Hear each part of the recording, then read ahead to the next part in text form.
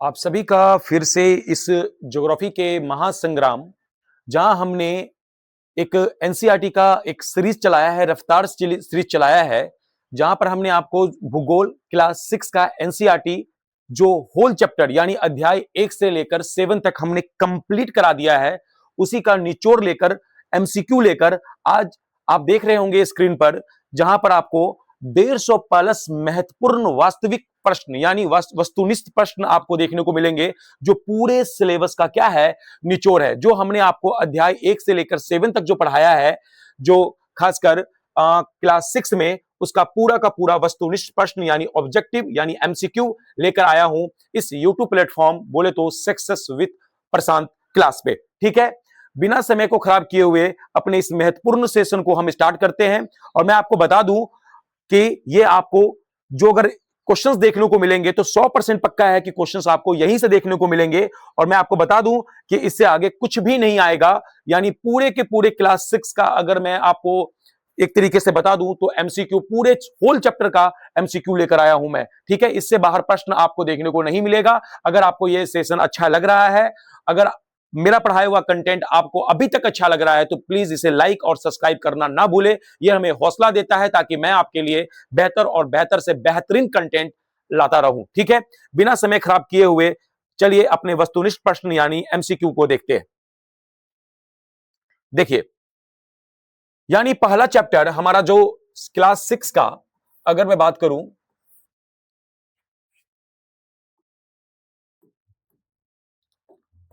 अगर मैं क्लास 6 की बात करूं तो क्लास 6 का पहला चैप्टर है हमारा सौर मंडल में पृथ्वी। ठीक है, तो अब देखिए जो पहला क्वेश्चन हमारा क्या है, देखिएगा हमारा है पहला क्वेश्चन कि निम्नलिखित में से कौन से खगोलीय पिंड है। मैं एक चीज बता दूं आपको कि ये जो मैं जो एमसीक्यू लेकर आया हूं ये बाइलिंगुअल है, एक तरफ इंग्लिश और एक तरफ हिंदी है। मैं हिंदी बोलूंगा और आप इसे इंग्लिश में देख लीजिएगा, क्योंकि ये टाइम का थोड़ा सा अभाव है, क्योंकि मैक्सिमम क्वेश्चंस में लेकर आया हूं 190 क्वेश्चंस के लमसम है, तो मैं हिंदी और इंग्लिश दोनों पढ़ूंगा तो बहुत समय जाएगा। इसलिए ये स्क्रीन पर ही आपको इंग्लिश दिख रहा होगा, तो आप इंग्लिश पढ़ने वाले बच्चे, इंग्लिश देखने वाले बच्चे इंग्लिश आप देख लेंगे। ठीक है, चलिए निम्नलिखित में कौन से खगोलीय पिंड है। अब बात आता है कि सर खगोलीय पिंड कौन से हैं, तो बताइए सूर्य, चंद्रमा, पृथ्वी और उल्का पिंड। तो याद रखिएगा, रात में चमकने वाली वो सभी वस्तुएं जो आसमान में चमकती है वो सभी क्या कहलाती है, हमारी खगोलीय पिंड कहलाती है सर। इसका मतलब सूर्य भी खगोलीय पिंड है, चंद्रमा भी खगोलीय पिंड है, पृथ्वी भी खगोलीय पिंड है, उल्का पिंड भी खगोलीय पिंड है। यानी हमारा आंसर होगा उपयुक्त सभी। क्या आंसर होगा? उपयुक्त सभी, D number, all of the above. All of the above बोलो है या ना, तो ये हमारा होगा। चलिए नेक्स्ट, किन खगोलीय पिंडों को तारा कहते हैं? किन खगोलीय पिंडों को हम तारा कहते हैं? किन खगोलीय पिंडों को हम तारा कहते हैं? जिनके पास खुद की उष्मा और प्रकाश होती है, उसी को हम क्या कहते हैं? उसको हम क्या कहते हैं? तारा कहते हैं। तो बताइए, जो आकार में बहुत बड़े नहीं हो, नहीं, ये गलत हो जाएगा। जिनके पास खुद अपनी उष्मा और प्रकाश होता है, उसी को हम क्या कहते हैं? उसी को हम तारा कहते हैं। यानी हम बी नंबर ऑप्शन सही हो जाएगा। Those which have their own heat and light that called star. ठीक है, क्या कहते हैं? हम तारा कहते हैं। नेक्स्ट क्वेश्चन, तीसरा नंबर देखिएगा, तारों के विभिन्न समूहों द्वारा बनाई गई विविध आकृतियों क्या कहलाती हैं? तारा जो अपने साथ जो विभिन्न आकृति बनाती है उसे हम क्या कहते हैं? तो 6 क्लास के पहले चैप्टर में इसका नाम दिया गया है नक्षत्र मंडल, जिसे हम बोलते हैं कॉन्स्टेलेशंस। क्या बोलते हैं? कॉन्स्टेलेशंस। ठीक है, पैटर्न होता है, तारों का पैटर्न होता है, जिसमें आपने देखा होगा ध्रुव तारा। क्या देखा होगा? ध्रुव तारा। बोलो हाँ या ना। देखिए, मैं एक्सप्लेन करते नहीं चलूंगा, क्योंकि इन सारे ऑब्जेक्टिव का हमने एक्सप्लेन कर दिया है अभी, क्योंकि मैं रफ्तार के तहत में इसे आगे बढ़ाऊंगा। इसीलिए जो भी एमसीक्यू जो भी सही होगा उसको हम डायरेक्ट सॉल्व करते यहां पर हम चलेंगे। ठीक है, बिना समय को खराब किए हुए। ठीक है, तो तारों के विभिन्न समूह द्वारा बनाई गई विविध आकृति क्या कहलाती है? तो नक्षत्र मंडल कहलाती है, इसी को बोलते हैं कॉन्स्टेलेशंस। ठीक है, नेक्स्ट क्वेश्चन, अंतरिक्ष से संबंधित हमारा जो ओर्सा मेजर है और जो बिग बियर है वो किससे संबंधित है? तो मैं बता दूं, ओर्सा मेजर और बिग बियर एक प्रकार का ये नक्षत्र मंडल है, जिसे हम बोलते हैं कॉन्स्टेलेशंस। इंग्लिश में क्या बोलते हैं? कॉन्स्टेलेशंस इंग्लिश में, और इसी को बोलते हैं नक्षत्र मंडल। तो ये क्या है? अंतरिक्ष से संबंधित ओर्सा मेजर या बिग बियर का संबंध किससे है? तो ये नक्षत्र मंडल से संबंधित है, ये हमारा कॉन्सलेशन से संबंधित है, यानी नक्षत्र मंडल से संबंधित है। बोलो हाँ या ना। नेक्स्ट क्वेश्चन, 5वां नंबर, किन खगोलीय पिंडों को ग्रह कहा जाता है? देखिए, तारा किसे कहा जाता है? जिसके पास खुद की उष्मा और वह क्या हो? प्रकाश हो, उसे हम तो तारा कह देते हैं। इसीलिए सूर्य भी क्या है? एक तारा है, ठीक है। लेकिन ग्रह किसे कहते हैं? जिसके पास खुद की उष्मा व प्रकाश ना हो, तो उसे हम क्या कह देंगे? उसे हम सर ग्रह कह देंगे, उसे हम ग्रह कहेंगे, ठीक है। जो आकार में बहुत बड़े होते हैं, नहीं। जिनके पास अपनी उष्मा प्रकाश होता है, जिनके पास अपनी उष्मा प्रकाश होता है, उसे तो तारा कहते हैं। जिनके पास अपनी उष्मा एवं प्रकाश नहीं होता है, जो तारों के प्रकाश से प्रकाशित होते हैं। हाँ, सी नंबर ऑप्शन सही होगा, बाकी सारे ऑप्शन गलत होंगे, यानी हमारा सी नंबर ऑप्शन सही होगा, बाकी सारे ऑप्शन क्या होंगे? गलत होंगे। बोलो हाँ या ना, कोई दिक्कत? चलिए 6 नंबर क्वेश्चन देखिए, निम्नलिखित कथनों पर विचार कीजिए। चलिए विचार करते हैं साथ में मिलकर। देखिए, पृथ्वी एक ग्रह है, हम सब जानते हैं ना पृथ्वी क्या है सर? पृथ्वी एक ग्रह है तथा अपना संपूर्ण प्रकाश एवं उष्मा सूर्य से प्राप्त करती है। बिल्कुल, पृथ्वी क्या है? ग्रह है तथा अपना संपूर्ण प्रकाश एवं उष्मा किससे प्राप्त करती है? सूर्य से प्राप्त करती है, तो सही है। पृथ्वी जो है सूर्य से दूरी के हिसाब से चौथा ग्रह एवं आकार में तीसरा ग्रह है। ये देखिएगा, अगर मैं सूर्य से दूरी के हिसाब से देखूं तो पृथ्वी तीसरा ग्रह है और आकार में पांचवा ग्रह है। तो बताइए, सूर्य से दूरी के हिसाब से चौथा नहीं, कैमा ग्रह है ये? तीसरा। और आकार में तीसरा नहीं, आकार में कैमा ग्रह है? पांचवा ग्रह, इसीलिए गलत हो जाएगा। तो केवल एक सही होगा। क्या सही होगा? Only one. क्या सही होगा? Only one. कोई दिक्कत? चलिए नेक्स्ट, 7वां नंबर क्वेश्चन, सूर्य से बढ़ती हुई दूरी के आधार पर ग्रहों का सही क्रम चुनिए। अब मान लीजिए सूर्य से सबसे नजदीक कौन सा ग्रह होगा? तो होगा मरकरी यानी बुध। क्या होगा? मरकरी। मरकरी के बाद क्या होगा? शुक्र यानी वेनस। वेनस के बाद होगा हमारा पृथ्वी बोले तो अर्थ के बाद होगा हमारा मंगल बोले तो मार्स। मंगल के बाद हमारा होगा बृहस्पति, जिसे हम बोलते हैं जुपिटर। क्या बोलते हैं? जुपिटर के बाद हमारा होगा यूरेनस, जिसे बोलते हैं हम अरुण। और उसके बाद बोलते हैं यूरेनस के बाद नेपच्यून, जिसे बोलते हैं नेपच्यून ही। क्या बोलते हैं? इसे अरुण बोलते हैं, उसको वरुण बोलते हैं, ठीक है। तो 1 2 3 4 5 6, 1 मिनट, 1 2 3 4 5, सॉरी एक छूट गया हमारा, माफ कीजिएगा। बृहस्पति के बाद हमारा हो जाएगा शनि। क्या हो जाएगा जी? शनि के बाद हमारा हो जाएगा यूरेनस, और यूरेनस के बाद हमारा हो जाएगा नेपच्यून। क्या हो जाएगा जी? नेपच्यून। ये 8 ग्रह हैं। कितने ग्रह हैं? 8। एक बोना ग्रह था जिसका नाम था हमारा प्लूटो को ग्रहों की श्रेणी से क्या कर दिया गया? हटा दिया गया है। तो मुझे बताइए कि अगर मैं सूर्य से दूरी के अनुसार कहूं तो बुध तो होगा, बुध के बाद क्या होगा? शुक्र के बाद मंगल का पृथ्वी नहीं, बुध के बाद शुक्र के बाद पृथ्वी के बाद मंगल। ये क्रम सही है सूर्य से बढ़ती हुई दूरी के अनुसार, यानी मरकरी, वेनस, अर्थ और मार्स। मरकरी, वेनस, अर्थ और मार्स, हमारा डी नंबर ऑप्शन सही होगा। नेक्स्ट 8वां नंबर क्वेश्चन देखिए, नीचे दिए गए ग्रहों में कौन से आंतरिक ग्रह हैं? अब मुझे बताना इनर प्लैनेट कौन से है। देखिए, यहां पर एक एस्ट्रॉइड बेल्ट्स है। क्या है? जिसे बोलते हैं क्षुद्र ग्रह की पट्टी, एस्ट्रॉइड बेल्ट्स। क्या है? Asteroid belt. एस्ट्रॉइड बेल्ट से अंदर वाला सब कहलाता है इनर प्लैनेट और इधर वाला कहलाता है आउटर प्लैनेट। तो इनर प्लैनेट में आ जाएगा हमारा मरकरी बोले तो बुध, शुक्र और पृथ्वी, और यहां हमारा मंगल। क्या आ जाएगा जी? मंगल। तो बुध तो सही होगा, शुक्र भी सही होगा और मंगल भी सही होगा। बृहस्पति आउटर प्लैनेट है, यानी बाह्य ग्रह है, यानी 3 सही होगा, 1 2 3 हमारा 1 2 3, यानी बी नंबर ऑप्शन सही होगा। आंतरिक ग्रह बने बोले तो 1 2 3 सही होगा। पूछा भाई ना, which of the following planets are inner planet? तो मरकरी, वेनस एंड मार्स हमारा आंसर सही होगा। बोलो हाँ या ना। नेक्स्ट 9वां नंबर क्वेश्चन देखिएगा आप, नीचे दिए गए ग्रहों में कौन सा बाहरी ग्रह है? तो बाहर का ग्रह होगा क्षुद्र ग्रह में हमारा सबसे पहले बृहस्पति बोले तो जुपिटर के बाद सटर्न यानी शनि के बाद यूरेनस तो इंग्लिश में यूरेनस ही बोलते हैं, लेकिन हिंदी में इसे अरुण बोलते हैं। और उसके बाद नेपच्यून, जिसे हिंदी में हम वरुण बोलते हैं। ठीक है, ये 4 ग्रह हैं, 1 2 3 4, जिसे हम बाहरी ग्रह का नाम देते हैं, आउटर प्लैनेट देते हैं। जिसे बृहस्पति हमारा सही हो जाएगा, नेपच्यून सही हो जाएगा, यूरेनस सही हो जाएगा और शनि सही हो जाएगा, यानी उपयुक्त सभी सही होगा। बोले तो all of the above, all of the above. बोलो है या ना, कोई दिक्कत? नेक्स्ट, नेक्स्ट देखिएगा,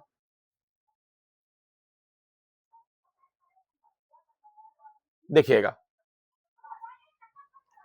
नीचे दिए गए कथनों एवं कारण पर विचार कीजिए। चलिए विचार करते हैं। देखिए, बुध सूर्य से चारों ओर, बुध के चारों ओर परिक्रमण का सौर मंडल के सभी ग्रहों से सबसे कम है।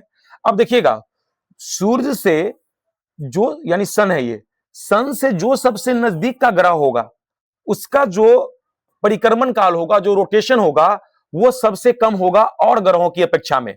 तो ये बात तो सत्य है कि बुध सूर्य के चारों ओर परिक्रमण काल सौर मंडल के सभी ग्रहों से सबसे कम है। ये इसलिए है क्योंकि सूर्य से दूरी के अनुसार सबसे नजदीक का ग्रह कौन सा है, तो हमारा मरकरी यानी बुध। यानी इसका जो खासकर जो पथ है, जो इसका जो रोड है, पथ है, वो और ग्रहों की अपेक्षा सबसे छोटा है, जिससे इसे चक्कर लगाने में, सूर्य के चक्कर लगाने में और ग्रहों की अपेक्षा क्या लगता है, कम समय लगता है। कारण क्या है? बुध सूर्य की सबसे नजदीक का ग्रह है। बुध क्या है? सूर्य के सबसे नजदीक का ग्रह है। हाँ, बुध सूर्य के सबसे नजदीक का ग्रह है, इसीलिए याद रखिएगा कि इसको कम समय लगता है। तो बोले हाँ, क्या सही होगा? ए आर दोनों सही है और आर ए की सही व्याख्या करता है, यानी ए नंबर ऑप्शन सही होगा। यानी both A R is true and R is the correct explanation of A. चलिए अब 11 नंबर क्वेश्चन देखते हैं। सौर मंडल में किन दो ग्रहों के बीच क्षुद्र ग्रह की पट्टी पाई जाती है? अब मुझे बताना, जो एस्ट्रॉइड बेल्ट्स है, जो एस्ट्रॉइड बेल्ट्स है, ये हमारा जो एस्ट्रॉइड बेल्ट्स है, ये क्षुद्र ग्रह की पट्टी है, किन दो ग्रहों के बीच पाई जाती है? तो एक तरफ मंगल और एक तरफ हमारा बृहस्पति, मार्स और जुपिटर के बीच। बोले तो मंगल और बृहस्पति के बीच, बोले तो मार्स एंड जुपिटर के बीच हमारी एस्ट्रॉइड बेल्ट्स की पट्टी पाई जाती है। बोलो हाँ या ना, लिखा भी होगा एस्ट्रॉइड्स बेल्ट्स। ठीक है, तो याद रखिएगा। नेक्स्ट 12 नंबर क्वेश्चन, हमारे सौर मंडल में सूर्य से सबसे दूर कौन सा ग्रह अवस्थित है? यानी सबसे दूर हमारा कौन सा ग्रह है? तो सबसे दूर हमारा ग्रह है यानी नेपच्यून, बोले तो वरुण, बोले नेपच्यून, बी नंबर ऑप्शन हमारा सही होगा। नेक्स्ट,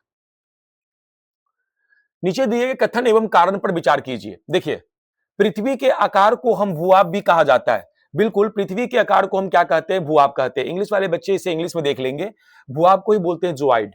क्या बोलते हैं?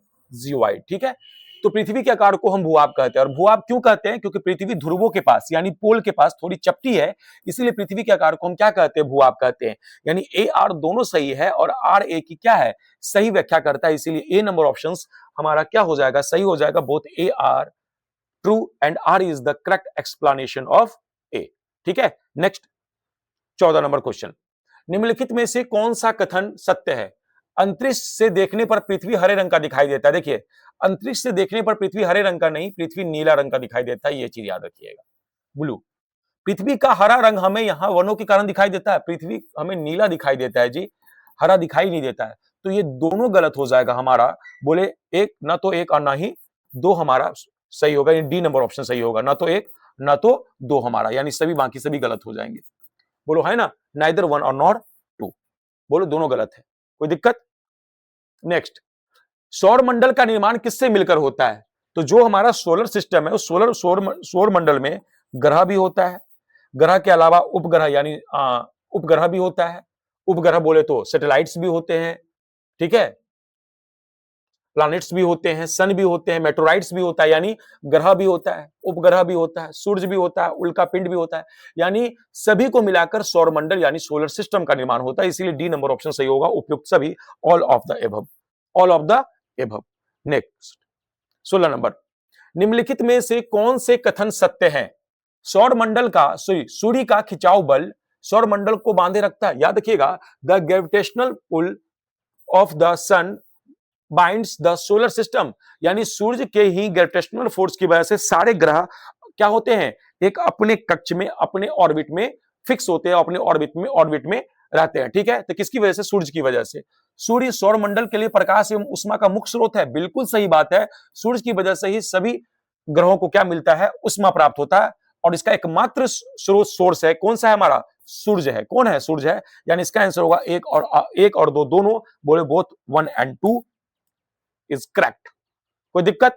चलिए 17 नंबर क्वेश्चन जल्दी जल्दी सॉल्व करने की कोशिश करेंगे। ये सब पढ़ चुके हैं हम सब। सौर मंडल के ग्रह जो सूरज का चक्कर लगाते हैं उनके रास्ते किस आकार के होते हैं? उनके आकार दीर्घवृत्ताकार होते हैं। कैसे होते हैं? इलेप्टिकल शेप में होते हैं, दीर्घवृत्ताकार शेप में होते हैं। बोलो हाँ या ना। नेक्स्ट, किस ग्रह को पृथ्वी का जुड़वा ग्रह कहा जाता है? तो पृथ्वी को जुड़वा ग्रह का नाम से शुक्र जाना जाता है, यानी वेनस। बी नंबर ऑप्शन सही होगा हमारा। Which planets is called the earth twins, यानी इसको बोलते हैं शुक्र। किस क्या बोलते हैं? शुक्र यानी वेनस। नेक्स्ट 19 नंबर क्वेश्चन, पृथ्वी का सबसे निकटतम ग्रह कौन सा है? पृथ्वी का सबसे निकटतम ग्रह हमारा वो कौन सा है? तो पृथ्वी का सबसे निकटतम ग्रह हमारा शुक्र है। कौन सा ऑप्शन होगा? बी नंबर यानी वेनस। कोई दिक्कत? नेक्स्ट 20 नंबर क्वेश्चन, सौर मंडल का हमारे सौर मंडल का सबसे बड़ा एवं सबसे छोटा ग्रह कौन सा है? सौर मंडल का सबसे बड़ा ग्रह हमारा बृहस्पति बोले तो जुपिटर, और सबसे छोटा बोले तो बुध, बोले तो मरकरी। तो जिसके साथ ऑप्शन बृहस्पति और बुध होगा वही हमारा ऑप्शन सही होगा। जुपिटर एंड मरकरी हमारा ऑप्शन सही होगा। ए नंबर ऑप्शन सही होगा। नेक्स्ट, कौन से वो दो ग्रह है जिनका सौर मंडल के अन्य ग्रहों की तुलना में परिक्रमण विपरीत दिशा में? तो मुझे बताइए ऐसे कौन से दो ग्रह हैं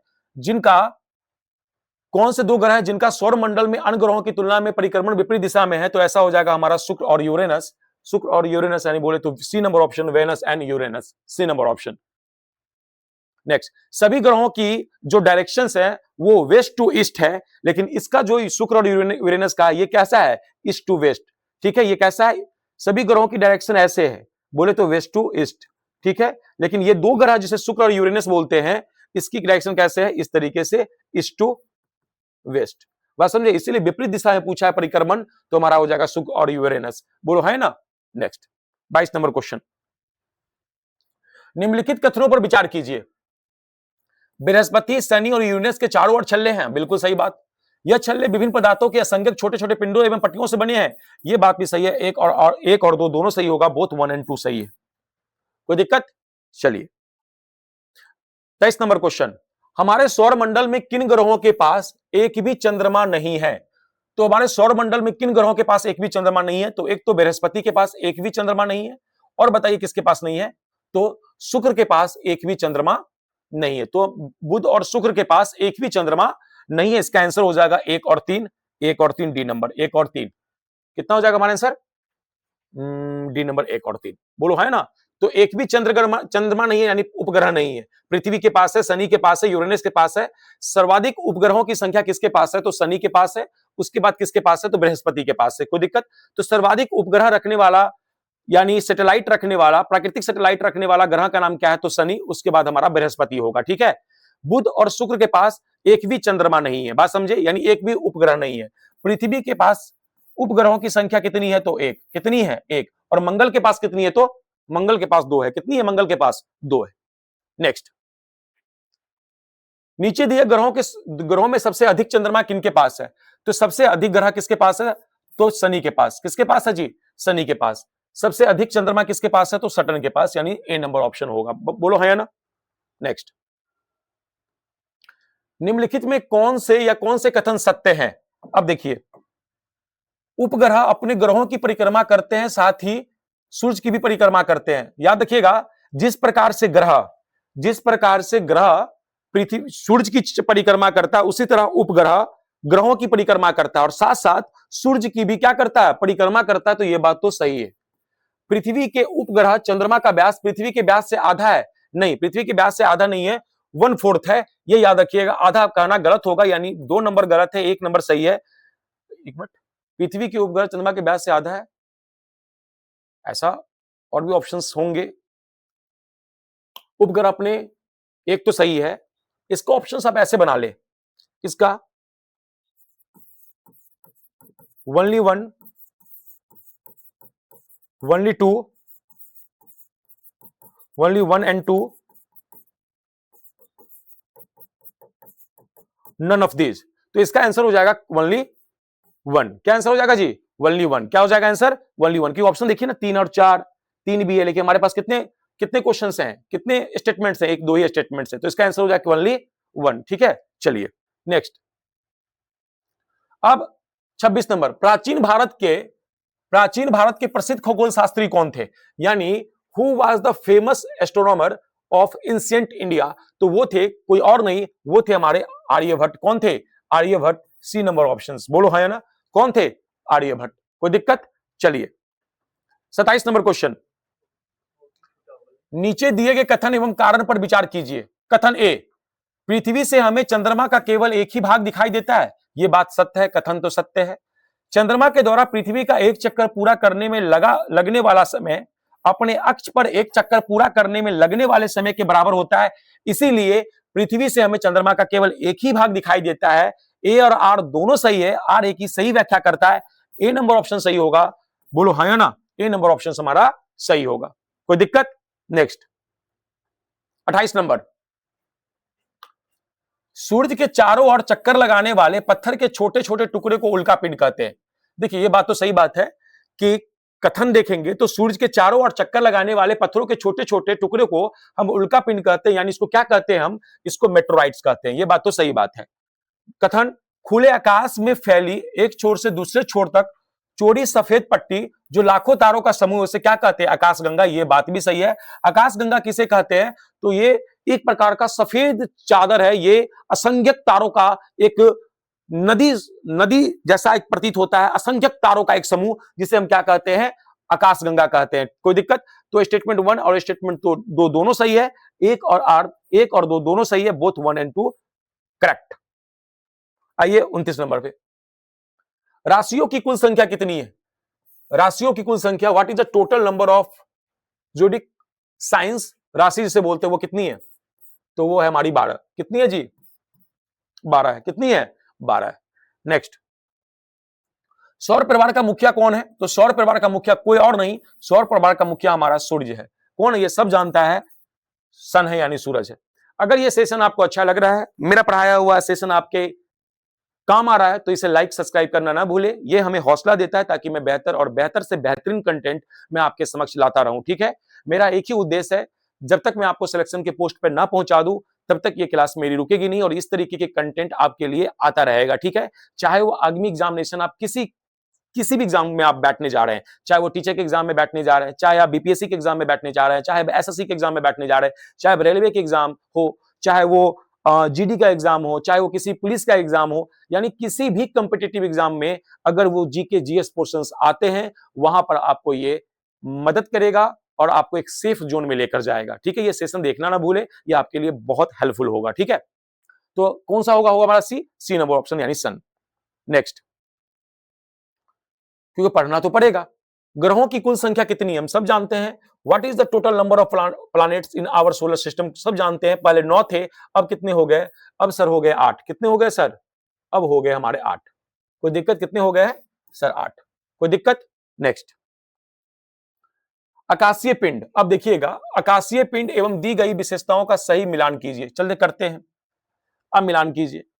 कुछ क्वेश्चन इस तरीके से भी एनसीईआरटी में दिया हुआ था, तो मुझे यह बताना आप, जो बुध है, 1 नंबर पे बुध है, तो बुध का सही मिलान क्या होगा बताइए? सबसे छोटा ग्रह यानी सी नंबर, 1 का क्या होगा?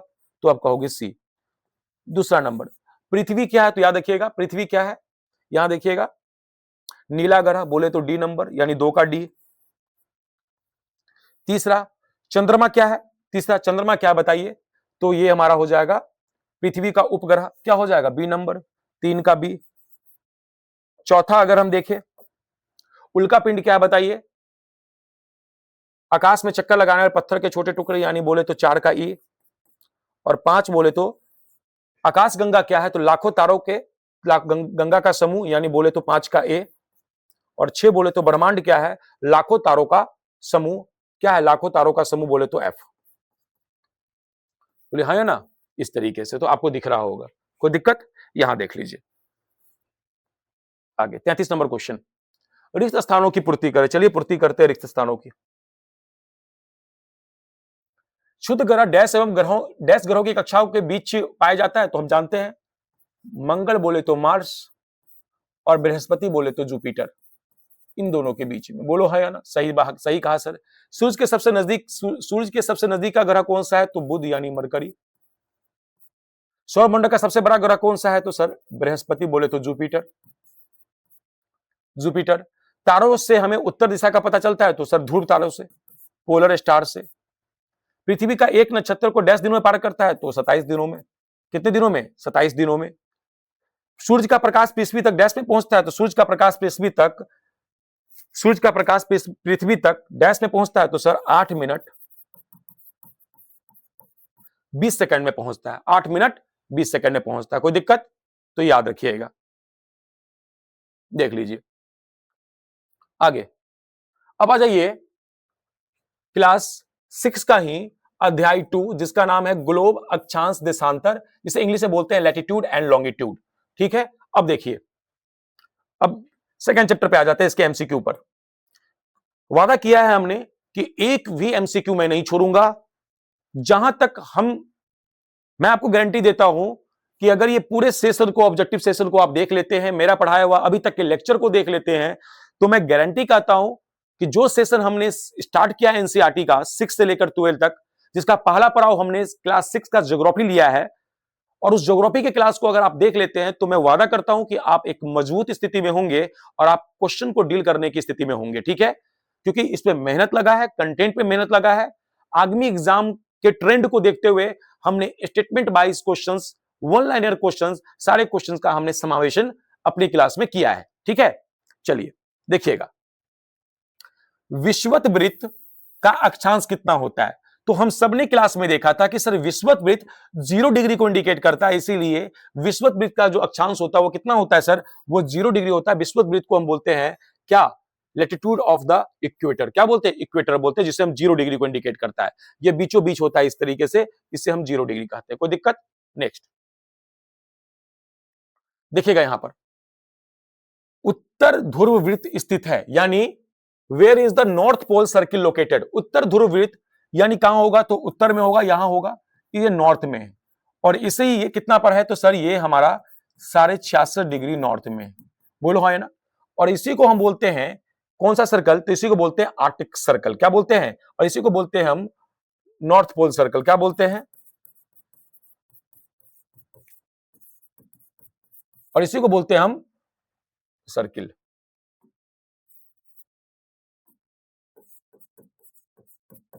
और इसी को बोलते हैं हम क्या? इसी को बोलते हैं हम आर्कटिक सर्कल। और ये हो जाएगा 66.5 डिग्री नॉर्थ। बोले बी नंबर 66.5 डिग्री नॉर्थ। कोई दिक्कत? नेक्स्ट 36 नंबर क्वेश्चन आप देख रहे होंगे। 36 नंबर प्रश्न देखिए, अंटार्कटिका वृत्त किस गोलार्ध में स्थित है? तो जो अंटार्कटिका वृत्त है वो दक्षिणी गोलार्ध में, और ये भी 66.5 डिग्री दिखाता है, लेकिन साउथ को दिखाता है। इसे हम दक्षिणी ध्रुव वृत्त क्या कहते हैं? दक्षिणी ध्रुव वृत्त, या इसे हम साउथ पोलर सर्कल कह सकते हैं, साउथ पोलर सर्कल कह सकते हैं, या इसे हम अंटार्कटिक वृत्त भी कहते हैं। और ये कहां है? तो दक्षिण में बोले तो साउथ में, बी नंबर ऑप्शन साउथ में। कोई दिक्कत? नेक्स्ट, जब ग्रीनविच पर दोपहर 12 बजे होंगे तो उस समय 180 डिग्री पर क्या होगा? याद रखिएगा 180 डिग्री, यानी याद रखिएगा एक चीज, पृथ्वी प्रत्येक घंटे में एक 15 डिग्री घूम जाती है। बोलो है ना। तो पृथ्वी 180 डिग्री घूमने के लिए कितना वक्त लेगी? आप 15 से भाग दीजिए। आप कहोगे सर एक, ये 3 आ गया, ये 0, 15 दूना 30 कट गया। बोलो है ना। यानी ये जो आया 12 घंटे, यानी 12 बजे दोपहर से लेकर 12 बजे घंटे तक जोड़ोगे तो क्या होगा? रात दिन के 12 बजे दोपहर से अगर आप 12 घंटा काउंट करते हो तो क्या बजेगा? ये सर मध्य रात्रि होगा, सर ये मिड नाइट होगा। इन नंबर ऑप्शन होगा ये सर मिड नाइट होगा। बोलो है ना। कोई दिक्कत? नेक्स्ट, विभिन्न यामोत्तर पर स्थित स्थानों का स्थानीय समय क्या होगा? Local time of place on different meridians क्या होगा?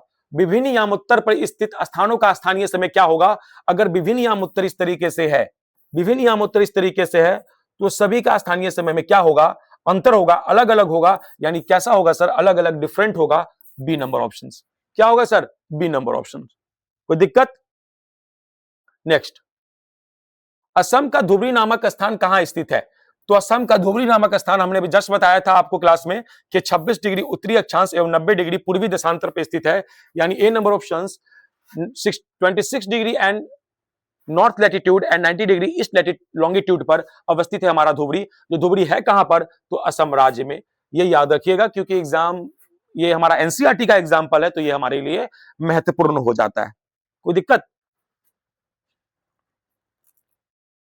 एंजॉय करते करते पढ़िए, क्योंकि पढ़ना भी तो जरूरी है कि नहीं? बताइए, पढ़ना जरूरी है कि नहीं जी? पढ़ना इसलिए जरूरी है क्योंकि हम एक वक्त की रोटी कम खा ले, बट अपने आत्मसम्मान के लिए, समाज में आत्मसम्मान के लिए, अपने ओहदा के लिए, अपनी पहचान के लिए हमें आपको लड़ना होगा, और हमें आपको उस हद तक पढ़ना होगा जब तक आप उस मुकाम को हासिल ना कर ले। हमें पता है कि अनेक चुनौतियां आएंगी, अनेक बाधाएं आएंगी। उन बाधाओं और चुनौतियों को पार करना आपकी जवाबदेही है। हार नहीं मानना है, क्योंकि जब आप किसी चीज को छोड़ देते हैं तो आप याद रखिए उसकी सिलेबस को आप 70% 80% कंप्लीट कर चुके होते हैं। बस 20% के लिए आप गिव अप कर जाते हैं। बस मेरा आपसे एक प्यार भरा अनुरोध यही है कि आप रास्ता ना छोड़े, आप डटे रहे। जब डटे रहेंगे तो मुझे ये उम्मीद है कि आप जिस चीज की तैयारी कर रहे हैं उस पर आप खरे उतरेंगे। ठीक है, चलिए इसी जोश और जुनून को साथ साथ आप इस सीरीज को देखते रहिए।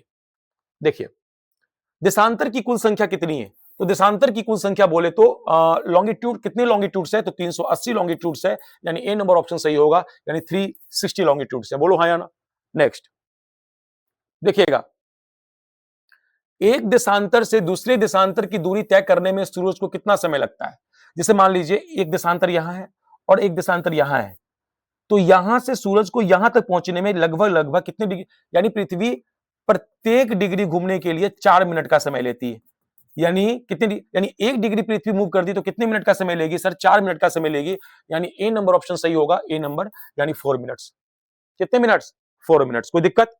नेक्स्ट, अंतरराष्ट्रीय तिथि रेखा से पूरब पे जाने पे क्या होगा? पूरब बोले तो क्या होगा? क्या होगा? When going to when going east across the international date line. अगर बात मान लें कि अंतरराष्ट्रीय तिथि रेखा से आप पूरब जाते हो तो एक तिथि क्या हो जाती है? घट जाती है। ये 1 डे इज सब्ट्रैक्टेड, यानी एक तिथि क्या हो जाती है? घट जाती है। और अंतरराष्ट्रीय तिथि रेखा से आप किधर आइएगा? पश्चिम आइएगा तो एक तिथि बढ़ा दी जाती है। कोई दिक्कत? और एक चीज याद रखिएगा, आप 0 डिग्री जिसे बोलते हैं इंटरनेशनल टाइमलाइन, क्या बोलते हैं? इंटरनेशनल टाइमलाइन, इसी को तो बोलते हैं इंटरनेशनल डेट लाइन है। एक टाइम लाइन आता है 0 डिग्री, और ये होता है 180 डिग्री। कितना होता है जी? 180 डिग्री। और जीरो डिग्री से जब आप पूरब में जाइएगा इस तरीके से, तो हमें याद रखिएगा ये कि क्या होगा टाइम में? ये टाइम में इंक्रीज होगा। बोलो है ना? क्या होगा? इधर टाइम इंक्रीज होगा और इधर क्या होगा? इधर हमारा कम होगा। बोलो है ना? कम होगा। नेक्स्ट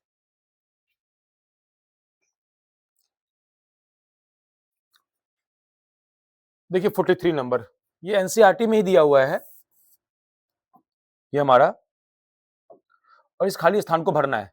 23.5 डिग्री दक्षिणी अक्षांश को डैश रेखा कहा जाता है, तो इसे कहा जाता है दक्षिणी ध्रुववृत्त, या इसी को आप कह सकते हो अंटार्कटिका या अंटार्कटिका या अंटार्कटिक, ऐसे अंटार्कटिक वृत्त। कोई दिक्कत? या अंटार्कटिक सर्कल। 180 डिग्री देशांतर रेखा डैश रेखा है, तो अंतरराष्ट्रीय तिथि रेखा, अंतरराष्ट्रीय डेटलाइन, अंतरराष्ट्रीय तिथि रेखा, या बोले तो अंतरराष्ट्रीय डेटलाइन। बोलो हाँ या ना? पृथ्वी पर कुल कितने ताप कटिबंध है? कितने हिट जोन है? तो 3। पृथ्वी पर कुल कितने देशांतर रेखाएं खींची जा सकती है? तो 360। रेखाओं की मदद से समय का ज्ञान होता है, किस रेखाओं की मदद से? तो देशांतर की वजह से। बोले तो सॉरी, लॉन्गिट्यूड, लैटिट्यूड नहीं,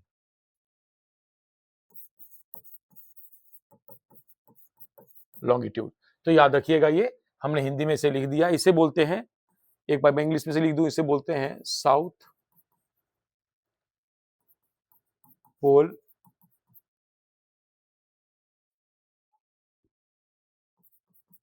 सर्किल। इसे बोलते हैं हम IST, इंटरनेशनल, IST नहीं, इसे बोलते हैं इंटरनेशनल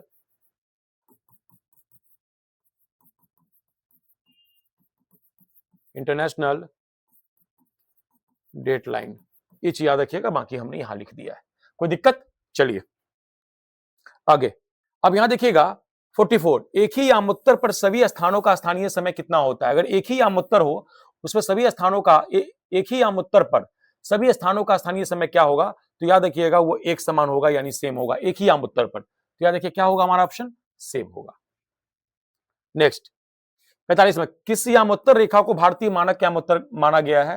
तो याद रखिएगा साढ़े 82 डिग्री पूरब को साढ़े 82 डिग्री पूरब को साढ़े 82 डिग्री पूरब को क्या माना गया है? IST इंडियन स्टैंडर्ड टाइम, इसी को कहा गया भारतीय मानक समय रेखा। यानी इंडियन स्टैंडर्ड टाइम कैसे निकलता है? ग्रीनविच टाइम में, ग्रीन मेडिटेरियन टाइम में अगर आप 5.5 घंटा को ऐड कर देते हो तो वो हमारा निकल जाता है IST इंडियन स्टैंडर्ड टाइम। ठीक है, मुख्य रूप से ये भारत के उत्तर प्रदेश के मिर्जापुर से होकर गुजरता है, उत्तर प्रदेश के मिर्जापुर से होकर गुजरता है। ऐसे में भारत के ये 5 राज्यों से होकर गुजरता है जिसका नाम है हमारा, पहला आप लिख सकते हो छत्तीसगढ़, मध्य प्रदेश, ऊपर उत्तर प्रदेश था हमारा, उड़ीसा और इधर हमारा आंध्र प्रदेश। 1 2 3 4 5, ये 5 ऐसे स्टेट है जिससे होकर 82.5 डिग्री इंडियन स्टैंडर्ड टाइम गुजरता है, याद रखिएगा। चलिए नेक्स्ट आइए 45 पे, पृथ्वी के उत्तरी आधे भाग को क्या कहा जाता है? यानी हाफ नॉर्थन भाग को क्या कहा जाता है? ये कहा जाता है उत्तरी गोलार्ध, बोले तो नॉर्थन हेमिस्फीयर। क्या कहा जाता है? उत्तरी गोलार्ध, बोले तो नॉर्थन हेमिस्फीयर। कोई दिक्कत? चलिए आगे आगे देखिएगा, शीतोष्ण कटिबंध में ताप कितना रहता है? यानी शीतोष्ण कटिबंध का ताप बोले तो ना ज्यादा गर्मी रहता है ना ज्यादा ठंडा रहता है, यानी इसका कैसा रहता है? मॉडरेट, बोले तो मीडियम रहता है। कैसा रहता है? यानी temperature in the temperate zone कैसा रहता है? मॉडरेट रहता है। नेक्स्ट, जब लंदन में 12 बजे होंगे तब भारत का समय क्या होगा? याद रखिएगा 12 बजने का मतलब है लंदन में ही से ही गुजारा हमने GMT यानी ग्रीनविच टाइम, और ग्रीनविच टाइम में ही अगर हम 5.5 घंटा ऐड कर देते हैं तो वो बन जाता है हमारा भारतीय समय। यानी वहां पर 12 बजे हैं दोपहर के, तो अगर मैं 5.5 यहां से ऐड कर दूंगा तो वो 5.5 के शाम बजेंगे। 5.5 के क्या होंगे? 5.5 के शाम होंगे। बोलो है या ना? कोई दिक्कत? नेक्स्ट, अब यहां देखिएगा ग्लोब क्या है? ग्लोब पृथ्वी का बड़ा स्वरूप नहीं, पृथ्वी का मध्यम स्वरूप नहीं, पृथ्वी का लघु एवं वास्तविक स्वरूप, यानी सी नंबर ऑप्शन होगा small and true model of the अर्थ। ये आप देख रहे होंगे, ये मेरे हाथ में आप देख रहे होंगे, ये ग्लोब क्या है? ये तो जस्ट लाइक पृथ्वी है, और पृथ्वी का कैसा स्वरूप है? ये वास्तविक ट्रू है। पृथ्वी का कैसा मॉडल है? ये ट्रू मॉडल है, और ये पृथ्वी का स्मॉल मॉडल है। कैसा है? स्मॉल, यानी लघु स्वरूप है। इसीलिए हमने हिंदी में से कहा है क्या कि पृथ्वी का लघु एवं वास्तविक स्वरूप है, यानी small and true model of the earth ही क्या कहलाता है? हमारा ग्लोब कहलाता है। नेक्स्ट 50 नंबर क्वेश्चन, समय का मापने का सबसे अच्छा साधन कौन सा है? तो समय का मापने का सबसे अच्छा साधन तो ऐसे पृथ्वी की गति है, लेकिन हम चंद्रमा की गति, ग्रहों की गति सब कंसीडर कर लेते हैं, यानी उपयुक्त हमारा सही होगा ऑल ऑफ द एबव, यानी डी नंबर ऑप्शन होगा। बोलो है ना? आइए 51 नंबर क्वेश्चन में देखिए, अभी तक हमने 50 क्वेश्चन कर लिए हैं। कितने क्वेश्चन कर लिए हैं? 50 क्वेश्चन कर लिए हैं। अब आगे के और 50 क्वेश्चन देखेंगे, फिर 50 क्वेश्चन देखेंगे। तो अभी तक आपको कैसा लगा कि हमने अभी तक जो 50 क्वेश्चन करवाए, अभी तक आपको कैसा लगा? जो हमने पढ़ाया है, जो हमने आपकी बेसिक क्लियर किया है, उसी पर आधारित 50 क्वेश्चन थे, जो क्लास 6 का ज्योग्राफी चल रहा है। क्या चल रहा है? क्लास 6 का ज्योग्राफी चल रहा है। और वो ज्योग्राफी कौन सा? तो हमारा सर एनसीईआरटी। क्या चल रहा है सर? एनसीईआरटी। ठीक है, तो ये चीज याद रखिएगा। आगे 51 नंबर, विषुवत वृत्त से उत्तर या दक्षिण की कोणीय दूरी के माप को क्या कहते हैं? यानी इस तरीके से अगर मैं बात करूं, इस तरीके से अगर मेरे 0 डिग्री विषुवत वृत्त है, इक्वेटर है, तो इससे इसकी कोणीय दूरी को हम क्या कहते हैं? तो इसे अक्षांश कहते हैं, इसे हम लैटिट्यूड कहते हैं। क्या कहते हैं? लैटिट्यूड कहते हैं। कोई दिक्कत? आइए नेक्स्ट, ग्लोब पर अक्षांश रेखाओं एवं देशांतर रेखाओं की जाल को क्या कहा जाता है? ये हमारा अगर ग्लोब है और इस तरीके से कोई रेखाएं हैं, ये हमारा अक्षांश रेखा है, लैटिट्यूड है। बोलो हाँ या ना?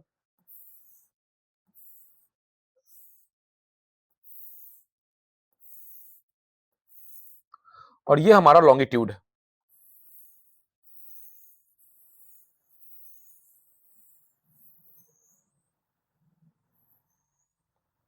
तो इस तरीके देख रहे हो आप जाल बनाए, तो इसी को हम कहते हैं ग्रिड। क्या कहते हैं? ग्रिड। यानी अक्षांश और देशांतर रेखा, लॉन्गिट्यूड और लैटिट्यूड के जाल को ही हम ग्रिड कहते हैं। बी नंबर ऑप्शन सही होगा। यानी कहा network of latitudes and longitudes on A globe called, क्या होगा हमारा आंसर? ग्रिड होगा। क्या आंसर होगा? ग्रिड। नेक्स्ट पृथ्वी को एक एक घंटे वाले कितने समय क्षेत्रों में बांटा गया है? तो याद रखिएगा, पृथ्वी को एक एक घंटे वाले कितने समय क्षेत्रों में बांटा गया है? तो याद रखिएगा कितने समय क्षेत्रों में? 24 क्षेत्रों में। यानी अब पृथ्वी 24 घंटे में 360 डिग्री घूम जाती है, तो पृथ्वी को एक घंटे में कितना डिग्री घूमेगी? पृथ्वी एक घंटे में 15 डिग्री घूमेगी। यानी प्रत्येक घंटे पृथ्वी 15 डिग्री करके घूमेगी। यानी ऐसे करते करते पृथ्वी 24 समय क्षेत्रों में बढ़ जाती है। इसीलिए हमारा ए नंबर ऑप्शन सही होगा। कौन सा सही होगा? ए नंबर। कोई दिक्कत? नेक्स्ट,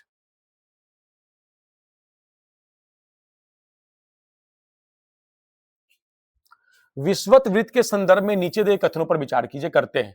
यानी ये पूछा किससे? आपके इक्वेटर के बारे में। इंग्लिश में देख लीजिएगा, हिंदी पढ़ रहा हूं। विषुवत वृत्त 0 डिग्री अक्षांश को प्रदर्शित करता है। क्या इक्वेटर रिप्रेजेंट करता है 0 डिग्री लैंगिट्यूड को? तो ये बात तो सही बात है, बोलो है ना। विषुवत वृत्त से ध्रुवों की ओर जाने पर अक्षांश का आकार घटता जाता है। ये बात भी सही है, 2 नंबर भी सही है। यानी the size of latitudes decrease as we move from the equator to the poles. ठीक है। विषुवत वृत्त से उत्तर या दक्षिण की कोणीय दूरी के माप को देशांतर कहते हैं। नहीं, अभी जस्ट बताया कोणीय दूरी के माप को हम अक्षांश कहते हैं। क्या कहते हैं? अक्षांश। अक्षांश को इंग्लिश में बोलते हैं लैटिट्यूड। बोलो है ना। तो 3 गलत हो जाएगा, 1 और 2 सही हो जाएगा। तो 1 2 हाँ होगा हमारा, सही होगा। 1 और 2 सही होगा, बाकी हमारा गलत होगा। 1 एंड 2 करेक्ट। बोलो है ना। कोई दिक्कत? नेक्स्ट देखिएगा, 55 नंबर क्वेश्चन। सूची 1 को सूची 2 से मिलाइए। अब देखिए, कर्क रेखा बोले तो ट्रॉपिक ऑफ कैंसर। अगर मैं बोलूं कर्क रेखा ए नंबर, तो कर्क रेखा जो ट्रॉपिक ऑफ कैंसर है 1 नंबर, तो किसको प्रदर्शित करता है सर? 23.5 डिग्री नॉर्थ को। सर 23.5 डिग्री नॉर्थ बोले तो उत्तर को। बोलो है ना। मकर रेखा किसको प्रदर्शित करता है? B number. ऑप्शंस ऐसे लिख देता हूं, इसे याद रहेगा कि ए का क्या हुआ हमारा। देखिएगा, ए का क्या होगा सर? ए का क्या होगा सर? 23.5 डिग्री उत्तर बोले तो 2। बोलो है ना। मकर रेखा ट्रॉपिक ऑफ कैप्रिकॉर्न कितना सर? 27.5 डिग्री दक्षिण, यानी बी का 3। सर उत्तरी ध्रुव वृत्त बोले तो सर 27.5 डिग्री, सॉरी 66.5 डिग्री उत्तर बोले तो सी का 4।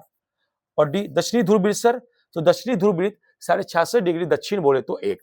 यानी 2 3 4 1, 2 3 4 1, यही ना। 1 का 2, बी का 3, सी का 4, डी का 1। C number options. क्या नंबर ऑप्शंस होगा? C number options. कोई दिक्कत? चलिए आगे, 55 नंबर क्वेश्चन। नीचे दिए गए युग्मों में कौन से सम्मिलित नहीं है? देखिए, कर्क रेखा और मकर रेखा के बीच का क्षेत्र क्या शीतोष्ण कटिबंध कहलाता है? नहीं, ये शीतोष्ण कटिबंध नहीं कहलाता है। कर्क रेखा और मकर रेखा के बीच का क्षेत्र ये सर उष्ण कटिबंध कहलाता है। क्या कहलाता है? सॉरी, शीत कटिबंध कहलाता है? नहीं, ये कहलाता है उष्ण कटिबंध। क्या कहलाता है? उष्ण कटिबंध। और उष्ण कटिबंध को इंग्लिश में हम बोलते हैं कौन सा जोन? Triad zone. क्या बोलते हैं? Triad zone. तो ये बात तो गलत हो जाएगा। बोलो हाँ या ना। कर्क रेखा और विषुवत बीच का क्षेत्र क्या शीतोष्ण कटिबंध कहलाता है? नहीं, ये भी क्या कहलाएगा? ये भी कहलाएगा हमारा ट्रॉइड जोन। बोले तो उष्ण कटिबंध। दक्षिणी ध्रुव वृत्त और दक्षिणी ध्रुव के बीच का क्षेत्र ये क्या कहलाएगा? दक्षिणी ध्रुव वृत्त और दक्षिणी ध्रुव के बीच का क्षेत्र ये उष्ण कटिबंध नहीं कहलाएगा, ये कहलाएगा शीत कटिबंध। क्या कहलाएगा? और इसे बोलते हैं फ्रीज जोन। क्या बोलते हैं? फ्रीज्ड। हाँ, फ्रीज जोन। ये क्या कहलाता है? Freeze zone. ठीक है, शीत कटिबंध। तो हमारा लगता है कि तीनों गलत है, यानी उपयुक्त में से कौन से सम्मिलित नहीं? तो उपयुक्त में से कोई भी सम्मिलित नहीं है, डी नंबर ऑप्शन होगा। कौन सा ऑप्शन होगा? D number option. ठीक है, एक बार इसे देख लीजिए। कर्क रेखा और मकर रेखा के बीच का क्षेत्र यानी ट्रॉपिक ऑफ कैंसर और कैप्रिकॉर्न का बीच का क्षेत्र फ्रीज जोन ना कहलाकर ये उष्ण कटिबंध बोले तो ट्राइड जोन कहलाता है। ये बात तो सही है।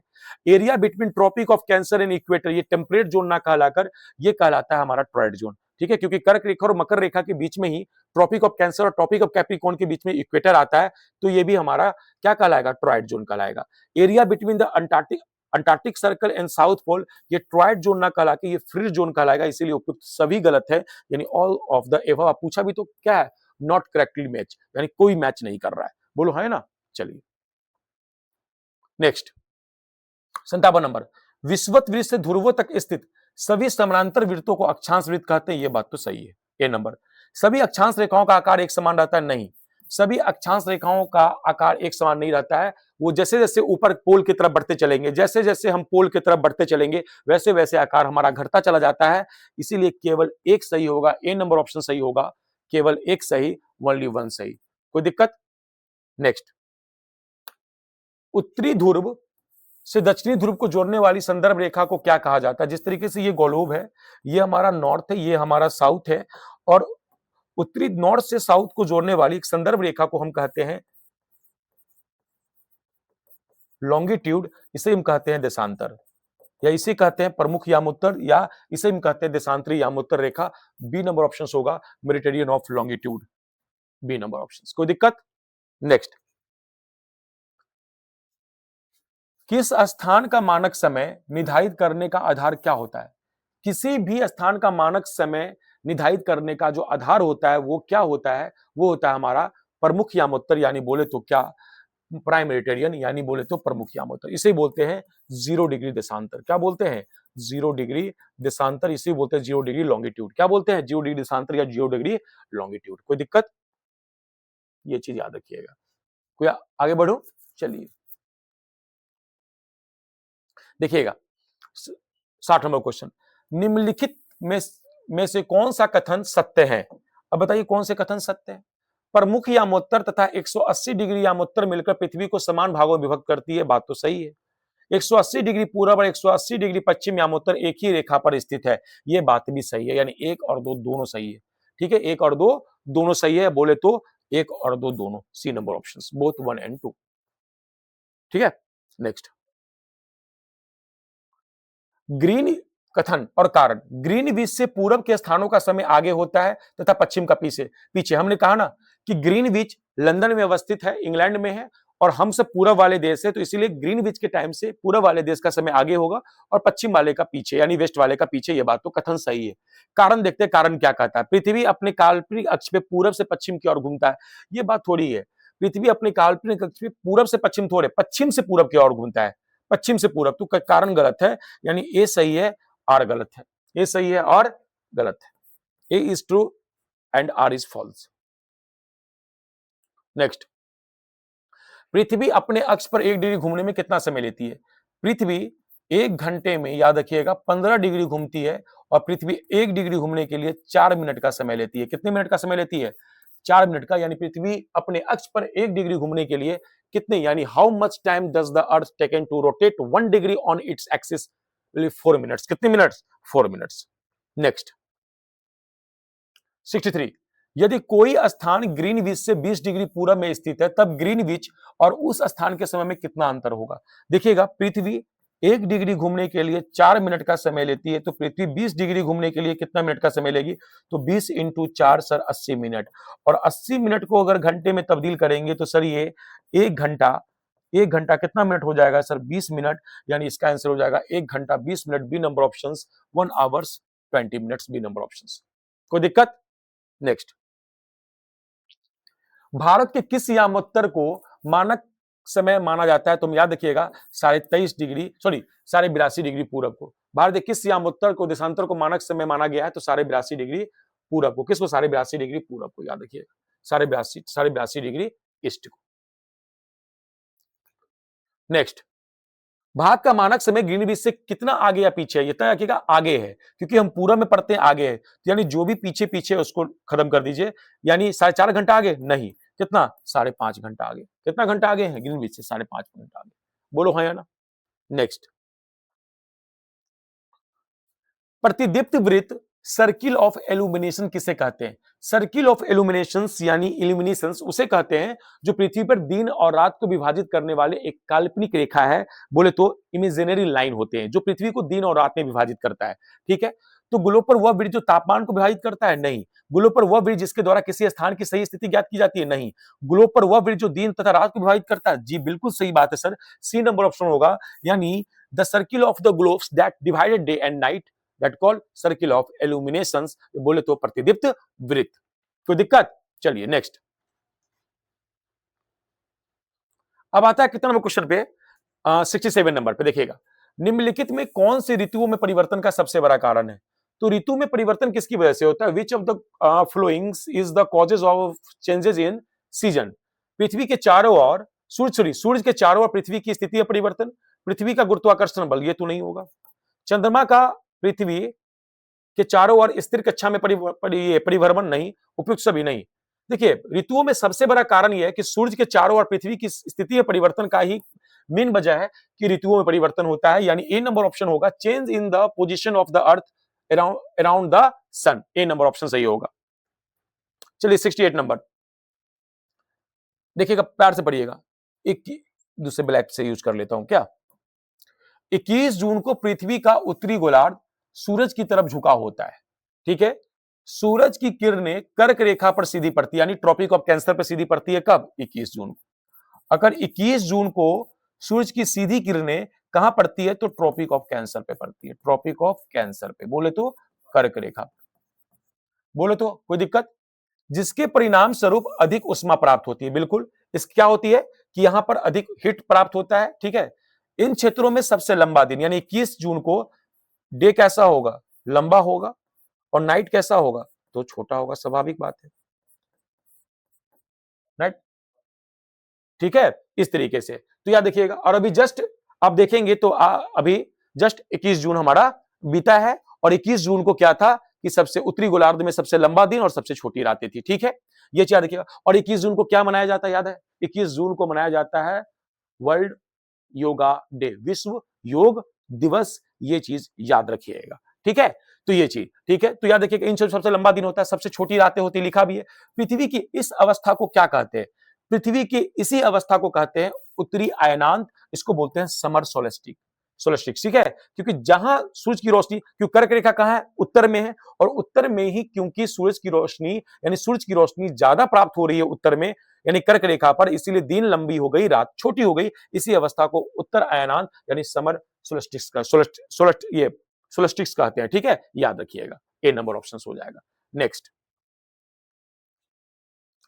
दक्षिणी अयांत के संदर्भ में नीचे दिए कथनों पर विचार कीजिए। दक्षिणी अयांत बोले तो इसे बोल सकते हैं विंटर सोलेस्टिक। अब ये बात समझिएगा, दक्षिणी ध्रुव सूरज की ओर झुका होता है, सूरज की किरणें मकर रेखा पर सीधी पड़ती है, तो याद रखिएगा सूरज की किरणें कहां पड़ती है, मकर रेखा पर सीधी पड़ती है, बात तो सही बात है।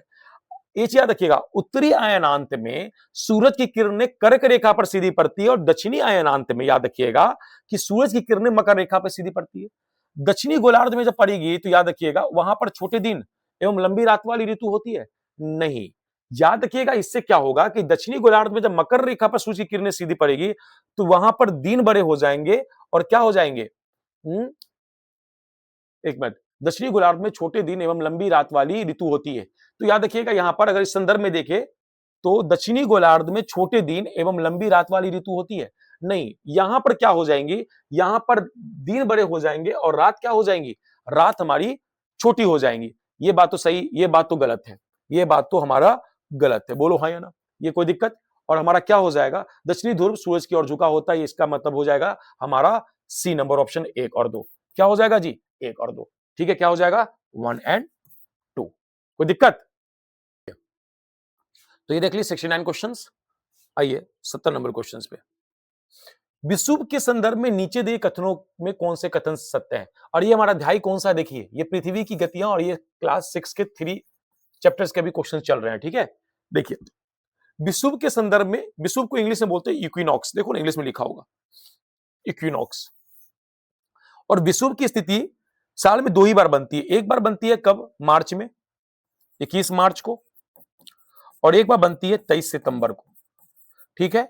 और इस समय क्या होता है कि जो सूरज की किरणें वो विषुवत वृत्त पर सीधी पड़ती है, इक्वेटर पे पड़ती है, और कोई भी ध्रुव जो है सूरज की तरफ झुका नहीं होता है, जिसकी वजह से क्या होता है कि 21 मार्च और 23 सितंबर को दिन रात क्या होते हैं, आपस में बराबर होते हैं, ठीक है। इस अवस्था में सूरज की किरणें विषुवत वृत्त पर सीधी पड़ती है, बात तो सत्य बात है, यानी इक्वेटर पर सीधी पड़ती है। पूरी पृथ्वी पर दिन और रात बराबर होते हैं, बिल्कुल, क्योंकि जब इक्वेटर पे पड़ेंगे सूरज की किरणें तो कोई भी ध्रुव जो है सूरज की तरफ नहीं झुके होने के कारण पृथ्वी पर दिन और रात बराबर होते हैं। कोई भी ध्रुव सूरज की ओर नहीं झुका होता है, बिल्कुल कोई भी ध्रुव सूरज की ओर नहीं झुका होता, तीनों सही है, यानी उपयुक्त सभी, यानी all of the above, all of the above, कोई दिक्कत। नेक्स्ट 71 नंबर क्वेश्चन, समदिवा रात्रि बोलते यूकिनॉक्स कब होती है, तो यूकिनॉक्स होती है सर 21 मार्च और 23 सितंबर को भी जस्ट बताया मैंने, 21 मार्च और 23 सितंबर को। बोलो है ना। नेक्स्ट देखिए, पृथ्वी को अपने अक्ष पर एक चक्कर कितने समय में पूरा करती है? पृथ्वी अपने अक्ष पर एक चक्कर कितने समय पूरा करती है? लगभग 23 घंटे 56 मिनट में पूरा करती है। आप इसे 24 घंटे ले लीजिए, कोई दिक्कत नहीं है। C number. कोई दिक्कत? चलिए, पृथ्वी का उत्तर आयनान समर सोलिस्टिक्स अवस्था किसे कहते हैं? जब समर उत्तरी आयनान तब कहते हैं जब पृथ्वी सूरज की किरणें कर्क रेखा पर सीधी पड़ती है, ट्रॉपिक ऑफ कैंसर पर सीधी पड़ती है, और यह अवस्था होती है 21 जून को। और 21 जून को क्या होती है? पृथ्वी पर सबसे बड़ा दिन और सबसे छोटी रात होती है, यानी यह अवस्था होगी 21 जून वाली अवस्था। याद रखिएगा, स्टेट ऑफ 21 जून। नेक्स्ट, 21 मार्च को दक्षिणी गोलार्ध में क्या होगा? 21 मार्च को दक्षिणी गोलार्ध में क्या होगा? देखिएगा, उत्तरी गोलार्ध में तो बसंत ऋतु होती है, तो 21 मार्च को दक्षिणी गोलार्ध में क्या होगा? तो याद रखिएगा, शरद ऋतु होगी। क्या होगी? ऑटोमन सीजन होगी। कैसी सीजन होगी? ऑटोमन सीजन होगी। Next 75 number questions. नीचे दिए कथनों पर विचार कीजिए। पृथ्वी का अपने अक्ष पर घूमना घूर्णन कहलाता है, रोटेशन कहलाता है, यह बात तो सही है। पृथ्वी की सूर्य के चारों ओर एक स्थिर कक्षा में गति करना परिभ्रमण कहते हैं या परिक्रमण कहते हैं। याद रखिएगा, the movement of the earth around the sun is fix path is called revolutions.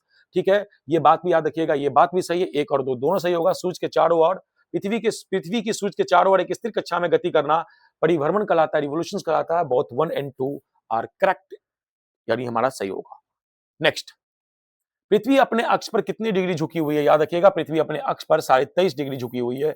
A number option सही होगा, 23.5 डिग्री, ए नंबर ऑप्शन। कोई दिक्कत? आगे, 23 सितंबर को दक्षिणी गोलार्ध में क्या होगा? याद रखिएगा, 23 सितंबर को दक्षिणी गोलार्ध में क्या होगा? अब मुझे बताइए, 23 सितंबर को दक्षिणी गोलार्ध में क्या होगा? 23 सितंबर को दक्षिणी गोलार्ध में क्या होगा? 23 सितंबर को इतना याद रखिएगा, 23 सितंबर की स्थिति कहूं तो 23 सितंबर को उत्तरी गोलार्ध में हमारा हो जाएगा कौन सा? उत्तरी गोलार्ध में हमारा हो जाएगा शरद ऋतु, तो दक्षिणी गोलार्ध में हो जाएगा हमारा वसंत ऋतु। बोले तो कौन सा? Spring season. क्या हो जाएगा? Spring season. कोई दिक्कत? आगे 78 नंबर क्वेश्चन। लीप वर्ष अधिवर्ष में कितने दिन होते हैं? लीप वर्ष अधिवर्ष में कितने दिन होते हैं? एक नॉर्मल ईयर्स होते हैं जो 365 होते हैं, लीप वर्ष में कितने होते हैं? तो 366 दिन होते हैं। कितने होते हैं जी? 366 days. How many days are there in the leap years? यानी 366 डेज। कोई दिक्कत? नेक्स्ट, पृथ्वी का अपने अक्ष पर घूमना क्या कहलाता है? पृथ्वी का अपने अक्ष पर घूमना क्या कहलाता है सर? ये कहलाता है क्या? घूर्णन। क्या कहलाता है? रोटेशन। क्या कहलाता है सर? रोटेशन। नेक्स्ट, किस गोलार्ध में 21 जून को सबसे लंबा दिन सबसे छोटी रातें होंगी? तो ये होगी उत्तरी गोलार्ध में। किस जून को 21 जून में सबसे लंबा रात दिन और सबसे छोटी रातें होंगी? तो ये उत्तरी गोलार्ध में होंगी।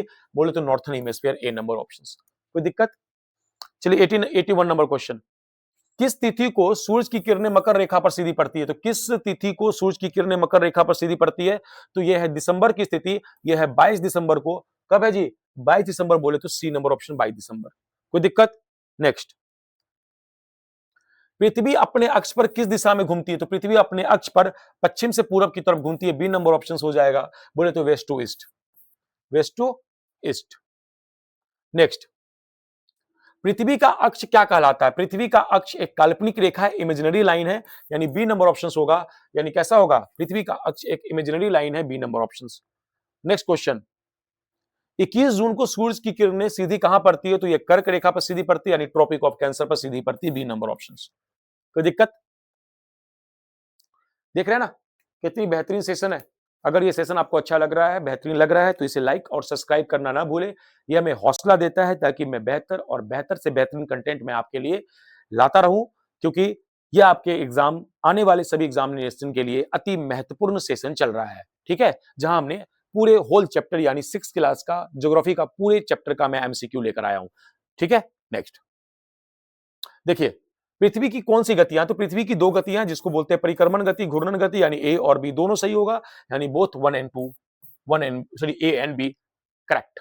ठीक है, revolution motion and rotation motion दोनों है पृथ्वी की गति। 86, अब क्वेश्चन 86 नंबर देखिएगा। अब देखिए क्लास 6 का ये हमारा 5वां चैप्टर है। ठीक है, जिसे बोलते हैं पृथ्वी के प्रमुख परिमंडल, पृथ्वी के प्रमुख परिमंडल। ठीक है, अब देखिएगा, अब देखिएगा, आकार के आधार पर सबसे बड़ा महासागर कौन सा है? Which is the largest ocean by size.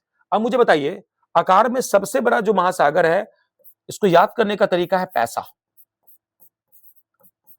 P से प्रशांत महासागर पैसिफिक ओशियन, ए से अटलांटिक ओशियन, आई से इंडियन ओशियन, एस से साउथर्न ओशियन, ए से क्या हो जाएगा जी बताइए? पैसा। देखिए पहले बात समझिएगा, आर्कटिक ओशियन क्या हो जाएगा जी? Arctic ocean.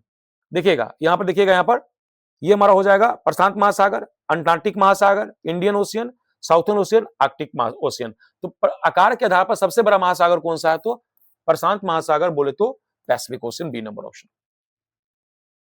कोई दिक्कत? देखिएगा नेक्स्ट, कौन सा महासागर एस अक्षर का आकार का है?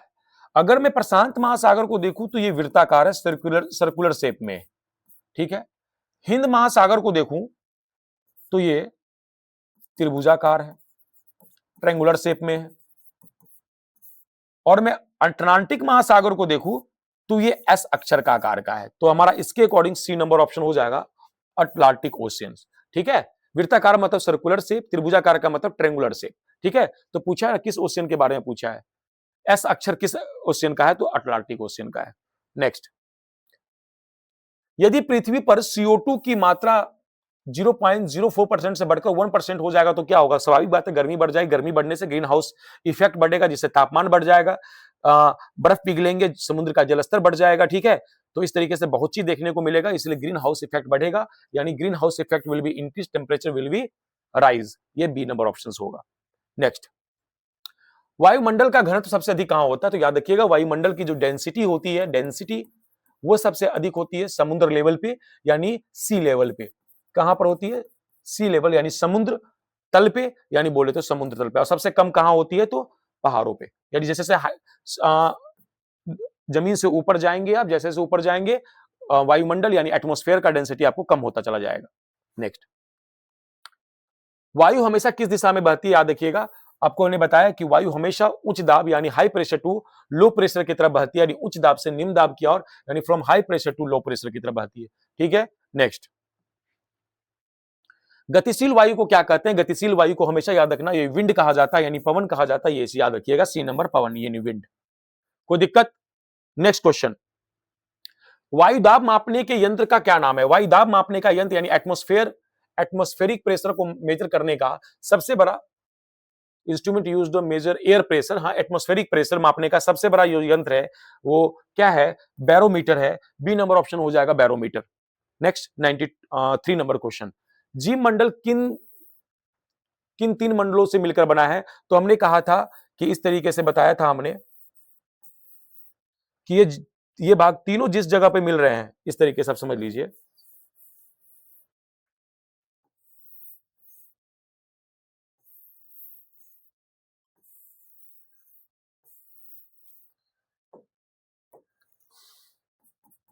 ये बीच वाला भाग देख रहे हैं, यही कहलाता है हमारा बायोस्फीयर। बायोस्फीयर को हम बोल सकते हैं जीव मंडल। और जीव मंडल, इंसान सर्वाइव कहां कर सकता है? जहां पर जमीन हो यानी लिथोस्फीयर हो, जहां पर क्या हो? जमीन हो, लिथोस्फीयर हो, जहां पर एटमॉस्फेयर हो, क्या हो?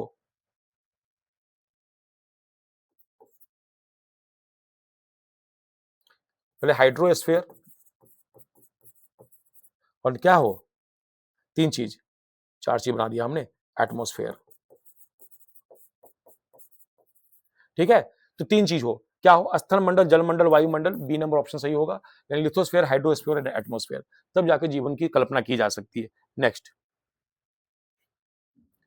94, जल मंडल में जल की कौन सी अवस्थाओं को सम्मिलित किया जाता है? जल की भी, बर्फ की भी, जलवाष्प की, यानी उपयुक्त सभी, सभी को शामिल करते हैं हाइड्रोस्फीयर में। इतना याद रखिएगा, वाटर, आइस, वाटर वेपर, यानी ऑल ऑफ द एबव। 95, वो कौन सा महाद्वीप है? वो कौन सा महाद्वीप है जिससे होकर कर्क रेखा, मकर रेखा तथा विषुवत तीनों गुजरती है? तो याद रखिएगा, वो कौन सा महाद्वीप है जिससे होकर कर्क रेखा, मकर रेखा तथा विषुवत तीनों गुजरती है? तो याद रखिएगा, एकमात्र महाद्वीप है जिसको बोलते हैं अफ्रीका महाद्वीप, जिससे होकर tropic of cancer, tropic of capricorn and equator तीनों पास करता है, वो है अफ्रीकन कॉन्टिनेंट यानी अफ्रीका। बोलो है ना? 96। जैसे जैसे हम ऊंचाई पर जाते हैं, देखिए जैसे जैसे हम ऊंचाई पर जाते हैं वायु दाब पर क्या असर पड़ता है।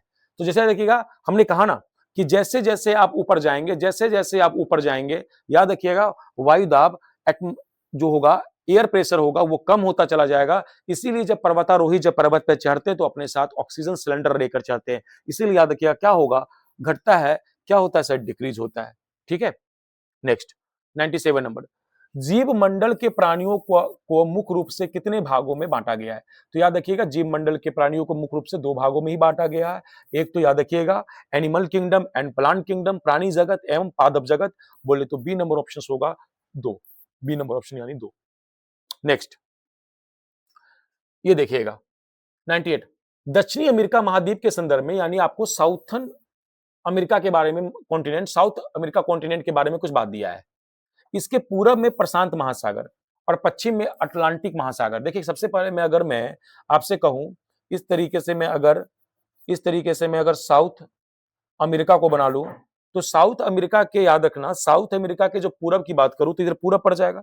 तो साउथ अमेरिका के पूरब में प्रशांत महासागर नहीं है, साउथ अमेरिका के पूरब की बात में करूं तो पूरब में हो जाएगा अटलांटिक महासागर। क्या हो जाएगा जी, अटलांटिक ओशियन। और पश्चिम में हो जाएगा प्रशांत महासागर, बोले तो पैसिफिक ओशियन। और यहां पर वही बात दिया, पूरब में प्रशांत महासागर नहीं, ये पश्चिम में हो जाएगा। और ये पश्चिम में नहीं, ये पूरब में हो जाएगा, इसीलिए एक गलत हो जाएगा। विश्व की सबसे लंबी पर्वत श्रृंखला एंडी जिसके उत्तर से दक्षिण में फैली है, ये बात तो सही है। इसमें विश्व की सबसे बड़ी नदी अमेजन बहती है, ये बात भी सही है। 2 और 3, 2 और 3, बी नंबर ऑप्शन 2 और 3, बी नंबर ऑप्शन 2 और 3। कोई दिक्कत? आप देखिए नेक्स्ट 99 क्वेश्चन, आकार के आधार पर महासागरों का सही अवरोही क्रम कौन सा होगा। तो बताइए, अभी मैंने कहा ना कि पैसा से याद कीजिए, पैसा सबसे बड़ा रुपया, क्या जी, पैसा हो जाएगा पी से प्रशांत महासागर। अब प्रशांत महासागर एक पर है, चलिए एक सही। उसके बाद हिंद अटलांटिक ओशियन 3 पे है, तो एक के बाद क्या आ जाएगा हमारा 3 आ जाएगा। उसके बाद क्या आ जाएगा इंडियन ओशियन 2 पर है, तो 3 के बाद 2 आ जाएगा। ऐसे होगा साउथर्न ओशियन, दक्षिण ओशियन, तो ये 4 आ जाएगा। और आ जाएगा आर्टिक ओशियन, तो ये 5 आ जाएगा। वही ऑप्शन होगा 1 3 2 4 5, 1 3 2 4 5, 1 3 2 4 5, 1 3 2 4 5, डी नंबर ऑप्शन 1 3 2 4 5। बोलो है ना। नेक्स्ट चलिए, ये हमारा 100 नंबर क्वेश्चन, 100वां नंबर क्वेश्चन है। देखिए इस महामैराथन क्लास में हमने आपको अभी तक 100 क्वेश्चंस करवाया और अभी आपकी जो स्क्रीन पर दिख रहे हैं वो 100वां नंबर क्वेश्चन है कि ग्लोबल वार्मिंग का परिणाम क्या नहीं है। यानी जो ग्लोबल वार्मिंग होता है उसका परिणाम क्या नहीं, उसका इंपैक्ट क्या देखने को नहीं मिलता है। समुद्र स्थल तो बढ़ता है ग्लोबल वार्मिंग से, ये बात तो सही है। ग्लेशियर भी पिघलता है, ये बात भी है। अगर ग्लोबल वार्मिंग की वजह से मौसम का चक्र भी बदलता है, बट ये है पृथ्वी ठंडा नहीं होता, ये इसका परिणाम नहीं है। बट हम इसके अकॉर्डिंग इस ऑप्शन को सही मानेंगे, डी नंबर ऑप्शन को। क्या नंबर ऑप्शन को? D number. यहाँ की बाकी ऑप्शन हमारे सही हैं। बाकी से ग्लोबल वार्मिंग का इंपैक्ट इससे देखने को मिलता है, समुद्र का जलस्तर भी बढ़ता है, ग्लेशियर भी पिघलता है, मौसम चक्र भी बदलता है। बट क्या पूछा, क्या नहीं है? तो मौत पृथ्वी का ठंडा होना नहीं है। बोलो है ना। नेक्स्ट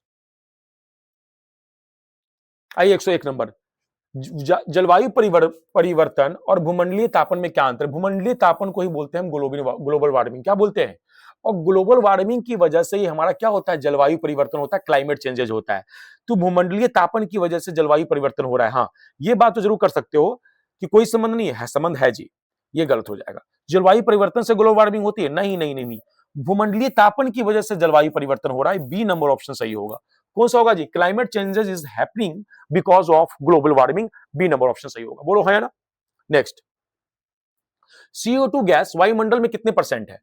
तो याद रखिएगा CO2 की मात्रा सबसे ज्यादा 78% जो है वो नाइट्रोजन है, 21% हमारा ऑक्सीजन है।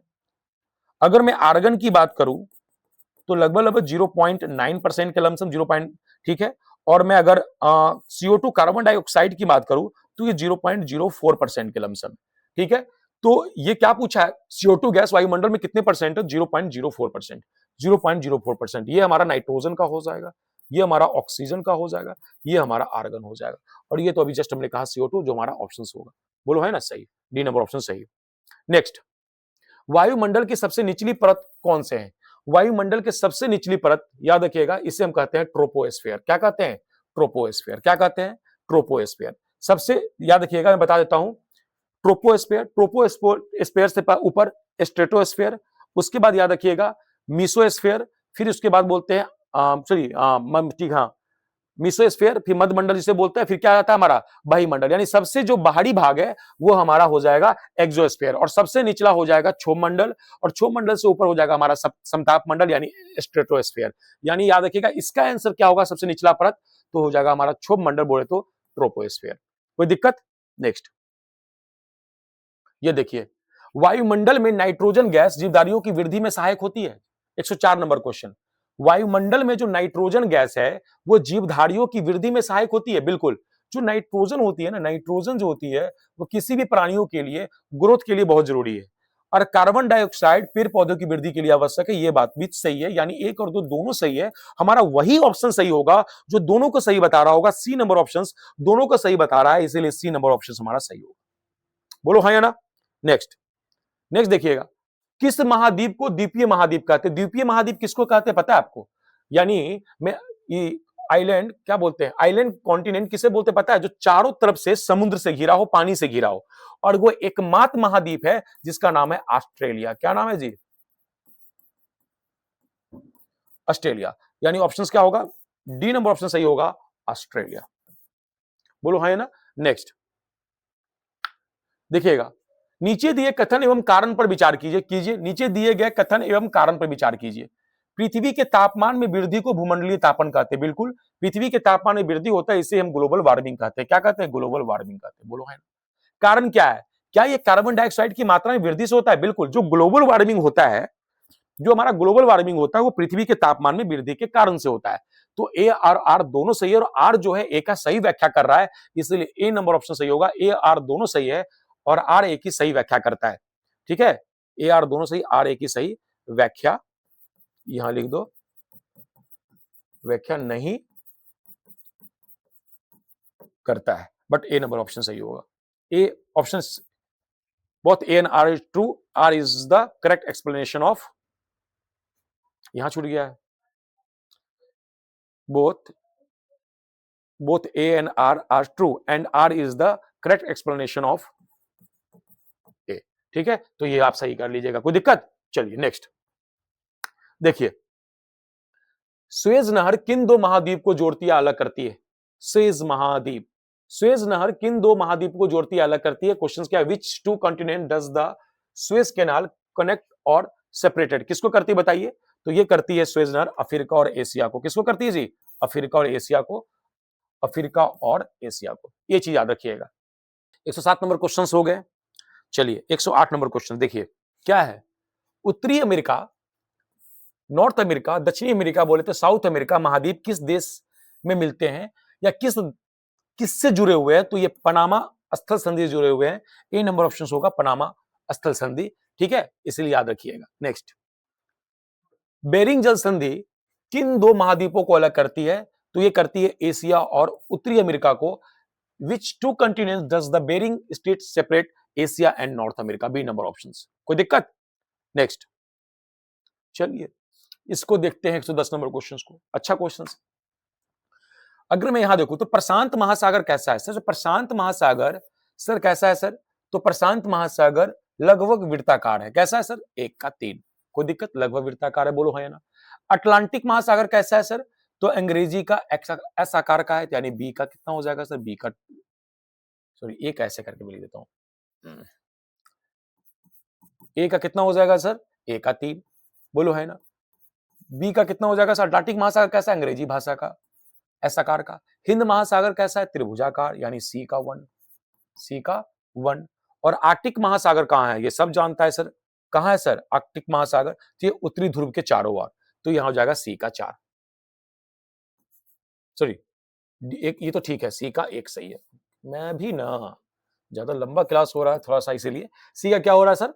सी का हमारा हो जाएगा हिंद महासागर 1, और डी का हमारा हो जाएगा 4, और हमारा वही ऑप्शन होगा जो इसको बता रहा होगा। ए का 3 कहां है जी?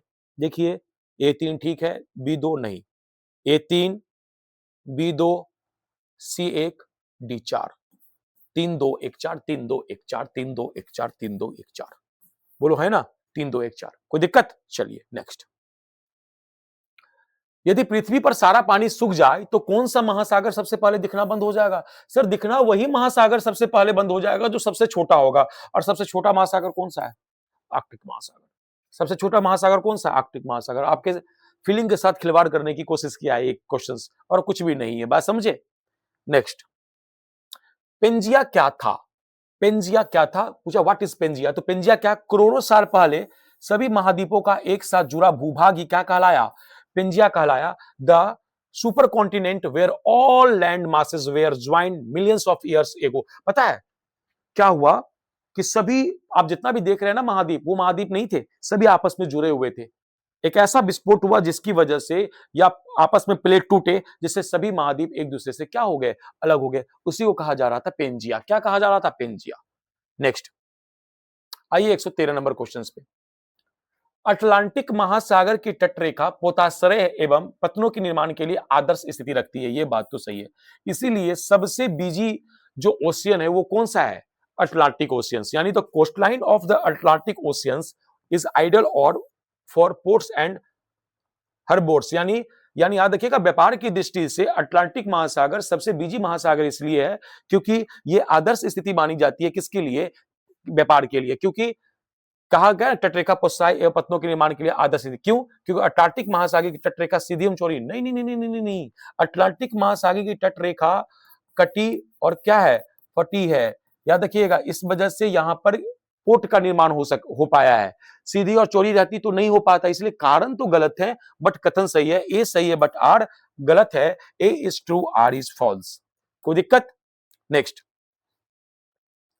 वायुमंडल में मध्य मंडल किन मंडलों के बीच पाया जाता है? याद रखिएगा, जो मध्य मंडल है जिसे मिसोस्फीयर कहते हैं, ये हमारा समताप मंडल और आयन मंडल के बीच में पाया जाता है। यानी स्ट्रेटोस्फीयर और आयनोस्फीयर के बीच में ये हमारा मध्य मंडल है। यानी बी नंबर ऑप्शन सही होगा। Next, 115 number question.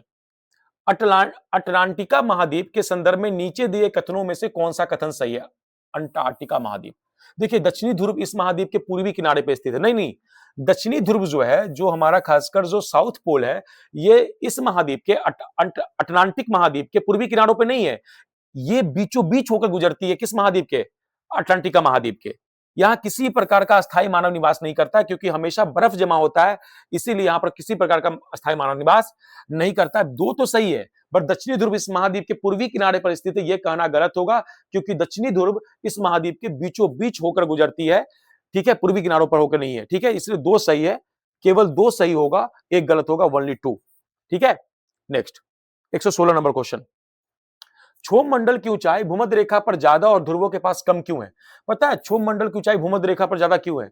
क्योंकि जैसे जैसे हवा हिट होता है तो हवा हल्की होती है, और हवा हल्की होने की बाद वो ज्यादा एक्सपेंड मतलब वो ज्यादा फैलती है, और फैलने के वजह से वो ज्यादा ऊपर उठती है। ऊपर उठने से वजह से भूमध्य रेखा पर क्षोभ मंडल की ऊंचाई क्या हो जाती है? ज्यादा हो जाती है। ध्रुवों के पास क्या होती है? हवा ठंडी होकर भारी हो जाती है और नीचे रहने की प्रवृत्ति होती है, इसीलिए इसकी ऊंचाई कम हो जाती है। तो क्या होता है? भूमध्य रेखा पर गर्मी से हवा फैलती है और ऊपर उड़ती है, इसीलिए क्षोभ मंडल की ऊंचाई भूमध्य रेखा पर सबसे ज्यादा है। इसलिए बी नंबर ऑप्शन हमारा सही होगा। Due to heat at that equator air expand and rise high. ठीक है, नेक्स्ट 117 नंबर क्वेश्चन देखिए। निम्नलिखित में से पृथ्वी के महाद्वीपों का आकार के अनुसार सही अवरोही क्रम कौन सा है? अवरोही का मतलब होता है डिसेंडिंग ऑर्डर, और डिसेंडिंग का मतलब होता है सबसे बड़ा कौन सा है। तो सबसे बड़ा हमारा एशिया है। एशिया के बाद क्या हो जाएगा बताइए? एशिया के बाद हमारा अफ्रीका है। अफ्रीका के बाद हमारा हो जाएगा उत्तरी अमेरिका। उत्तरी अमेरिका के बाद हो जाएगा हमारा दक्षिणी अमेरिका। दक्षिणी अमेरिका के बाद हो जाएगा हमारा अंटार्कटिका, और अंटार्कटिका के बाद हो जाएगा हमारा यूरोप, और सबसे छोटा हो जाएगा हमारा ऑस्ट्रेलिया। क्या हो जाएगा जी? ऑस्ट्रेलिया। तो बताइए इसमें कौन सा ऑप्शन सही होगा? Asia, Africa, Antarctica? नहीं। एशिया, उत्तरी अमेरिका? नहीं। एशिया के बाद अफ्रीका आना चाहिए, भी नहीं। एशिया, अफ्रीका, उत्तरी अमेरिका, दक्षिणी अमेरिका, अंटार्कटिका। हाँ, सी नंबर ऑप्शन सही होगा, यानी सी नंबर ऑप्शन सही है। बोलिए हाँ है ना? चलिए आगे नेक्स्ट 118 नंबर क्वेश्चन। वायुमंडल ना हो तो पृथ्वी पर दिन व रात के तापमान में क्या अंतर होगा? पता क्या अंतर होगा? दिन बहुत गर्म हो जाएगा, रात बहुत ठंडा हो जाएगा। B number option, B number option. कोई दिक्कत? Next 119 number question. कौन से दो महाद्वीप पूरी तरह दक्षिणी गोलार्ध में स्थित है? तो ऐसे दो महाद्वीप का नाम बताइए जो पूरी तरीके से साउथ में स्थित है। तो ये ऑस्ट्रेलिया और अंटार्कटिका है। कौन सा है जी? ऑस्ट्रेलिया और अंटार्कटिका, जो पूरी तरीके से कहां है जी? साउथर्न हेमिस्फीयर में। कहां है? साउथर्न हेमिस्फीयर में। नेक्स्ट 120। दक्षिणी महासागर को आधिकारिक तौर पर कब पांचवा महासागर घोषित किया गया?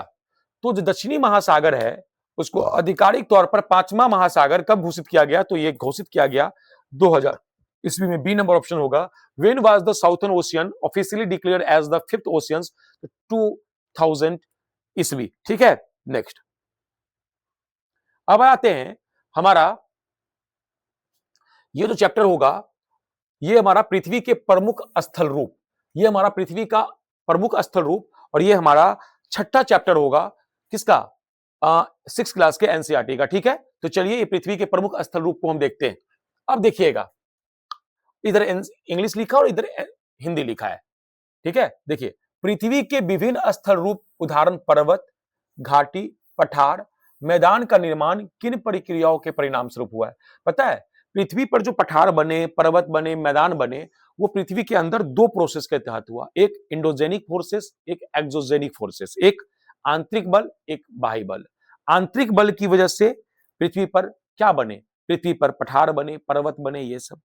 और बाह्य बल की वजह से पृथ्वी पर मैदान का स्वरूप बदला। ठीक है। जिसमें अपवर्दन और निक्षेपण, बोले तो डिपोजिशन, और क्या बोलते हैं आगे बताएंगे, जिसको आंतरिक, जैसे याद रखिएगा, एक को बोलते हैं अपवर्दन, क्या बोलते हैं? अपवर्दन। और एक को बोलते हैं निक्षेपण।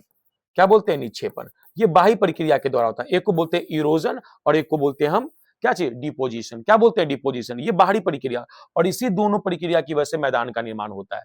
तो याद रखना, आंतरिक और बाह्य दोनों प्रक्रिया के कारण पर्वत, घाटी, पठार, मैदान का निर्माण होता है। यानी सी नंबर ऑप्शन हमारा सही होगा। Due to both internal and external process के कारण हमारा ये होता है। बोलो हाँ या ना? कोई दिक्कत? Next 122 number question. पृथ्वी की सतह को टूटकर घिस जाने को ही अपवर्दन यानी इरोजन कहते हैं। इरोजन की वजह से पृथ्वी टूटता है, पृथ्वी की सतह टूटता है, और निक्षेपण यानी डिपोजिशन की वजह से पृथ्वी की सतह का पुनर्निर्माण होता है। यानी पृथ्वी की सतह के टूटकर घिस जाने को अपवर्दन कहते हैं, ये बात तो सत्य है। और पृथ्वी की नई सतह के निर्माण की प्रक्रिया को निक्षेपण कहते हैं, ये बात भी सही बात है। यानी एक और दो दोनों सही होगा। यानी the wearing away to the earth surface is called erosion. The process of the rebuilding new surface on the earth surface is called the deposition. याद रखना, both 1 and 2 हमारा सही होगा। एक भी सही, हमारा दो भी सही। कोई दिक्कत? नेक्स्ट आइए 123 नंबर क्वेश्चन।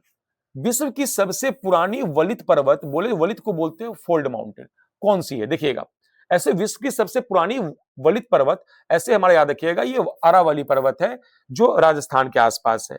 अब ये जो अरावली पर्वत है, ये अवशिष्ट पर्वत बन चुका है। कैसा पर्वत बन चुका है? अवशिष्ट। अवशिष्ट पर्वत का मतलब जानते हैं आप? इसे बोलते हैं रेसिड्यूल माउंटेन। ठीक है। इसका मतलब बहुत पुराना हो चुका है और उसकी ऊपरी सतह घिस घिस कर गोलाकार बन चुका है, जिस कारण से अब अरावली पर्वत को हम वलित पर्वत की श्रृंखला में न रखकर अब हम इसे अवशिष्ट पर्वत की श्रृंखला में रखते हैं। लेकिन इसे पूछा है कि विश्व की सबसे पुरानी वलित पर्वत श्रृंखला कौन सा है, तो अब अरावली श्रृंखला यानी अरावली माउंटेन्स के साथ जाना। कोई दिक्कत? ए नंबर ऑप्शन के साथ जाना। Next 124 number question. जिन पर्वतों पर हमेशा जमी रहने वाली बर्फ की नदियां होती है, उसे क्या हिमानी कहते हैं? बिल्कुल सर जी, उसे हम ग्लेशियर कहते हैं। ये बात तो सही है। और पर्वत जो एक रेखा क्रम में व्यवस्थित होता है, उसे क्या हम श्रृंखला कहते हैं? उसे क्या हम सीरीज कहते हैं? ये बात भी सही है। यानी एक बात भी सही है, रेंज कहते हैं, ये बात भी सही है। यानी 1 और 2 दोनों सही है। Both 1 and 2 are correct. कोई दिक्कत? नेक्स्ट आइए 125 नंबर पे। जिन पर्वतों की सतह ऊबड़ खाबड़ तथा शिखर शंक्वाकार होती है, ऐसे पर्वतों को क्या कहते हैं? Mountain which have a rugged relief and conical peaks are called what type of mountain? याद रखिएगा, जिस पर्वत की शंक्वाकार शेप होती है ऊपर और सरफेस रफ होती है, ऐसे को हम वलित पर्वत कहते हैं। ऐसे को हम फोल्ड माउंटेन कहते हैं। ए नंबर क्या कहते हैं? Fold mountain. नेक्स्ट 126। अब आइए 126 नंबर क्वेश्चन, बहुत अच्छा प्यारा क्वेश्चन है, देखिए पढ़ाया भी हूं मैं आपको। यूराल पर्वत क्या ज्वालामुखी पर्वत का उदाहरण है? नहीं सर, ये जो यूराल माउंटेन है वो ज्वालामुखी माउंटेन नहीं है सर, ये फोल्ड माउंटेन है सर, ये वलित पर्वत है। बोले तो सर ये फोल्ड माउंटेन है। कैसा माउंटेन है सर?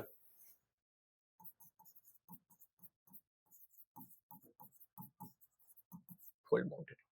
जो वासजेस पर्वत है यूरोप में, फ्रांस में है, और ये जो पर्वत है ये भरणस्रोत पर्वत है, यानी ये बात तो सत्य है, ये बात तो सत्य है कि वास्तविक पर्वत भरणस्रोत पर्वत का उदाहरण है, ब्लॉक माउंटेन का उदाहरण है। ठीक है, ठीक है, ये ब्लॉक माउंटेन का उदाहरण, ये बात तो सही है। माउंट किलिमंजारो जो कहां है? ये तंजानिया में, और तंजानिया कहां है? अफ्रीका में। ठीक है, और ये तो अफ्रीका में ये कहां पड़ता है? फ्रांस में। ठीक है, माउंट किलिमंजारो ये तंजानिया में है, और ये क्या ज्वालामुखी पर्वत है? हाँ सर, ये ज्वालामुखी पर्वत है। 2 और 3 तो सही है सर, ये ज्वालामुखी पर्वत है। लेकिन फ्यूजिमा जो जापान में है, जो फ्यूजिमा जो जापान में है, ये फ्यूजिमा जो जापान में है, ये वलित पर्वत ना होकर ये सर फ्यूजिमा ये ज्वालामुखी पर्वत है। कैसा पर्वत है सर? सर ये ज्वालामुखी पर्वत है सर, ये फोल्ड माउंटेन नहीं है सर, ये वॉल्केनिक माउंटेन है सर। बोलो है ना? तो ये गलत हो जाएगा, ये गलत। 2 और 3 कौन सा है? कहीं ऑप्शन में है क्या 2 3? हाँ जी, केवल 2 और 3 है ऑप्शंस में, केवल 2 एंड 3 है ऑप्शंस बी। बोलो है ना? नेक्स्ट, मोनाकी पर्वत किस महासागर में अवस्थित है? पता है मोनाकी पर्वत ये माउंट एवरेस्ट से भी ऊंचा है। माउंट एवरेस्ट की ऊंचाई 8,848 मीटर है, जबकि मोनाकी पर्वत ये प्रशांत महासागर में स्थित है, जो माउंट एवरेस्ट से भी काफी हाइटेड है। ठीक है, तो मोनाकी पर्वत किस महासागर में स्थित है? तो प्रशांत महासागर में, यानी बोले तो पैसिफिक। किस ऑप्शन में? यानी पैसिफिक ओशियन में, बी नंबर ऑप्शन। बोलो है ना? नेक्स्ट, निम्नलिखित में से विश्व का सबसे ऊंचा पठार कौन सा है?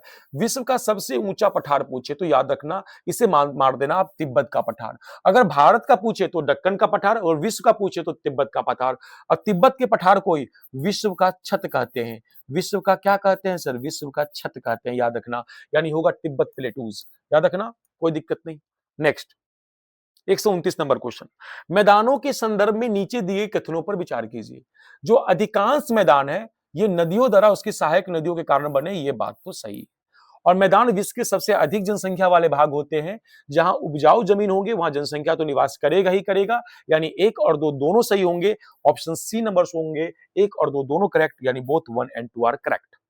नेक्स्ट, 129 नंबर क्वेश्चन, निम्नलिखित कथनों पर विचार करें। जो राइन घाटी है और जो वासजई पर्वत है, क्या ये वलित पर्वत प्रणाली का उदाहरण? नहीं, राइन घाटी और जो वासजई पर्वत है, वासजेस, ये हमारा वलित पर्वत नहीं, ये हमारा वरनस्तोत पर्वत का उदाहरण है। और वरनस्तोत पर्वत को ही बोलते हैं ब्लॉक माउंटेन। क्या बोलते हैं? Block mountain. कोई दिक्कत? हार्स और ग्रावेन ब्लॉक पर्वत की स्थल रूप है। देखिए, जब ब्लॉक माउंटेन में क्या होता है, इस तरीके से भाग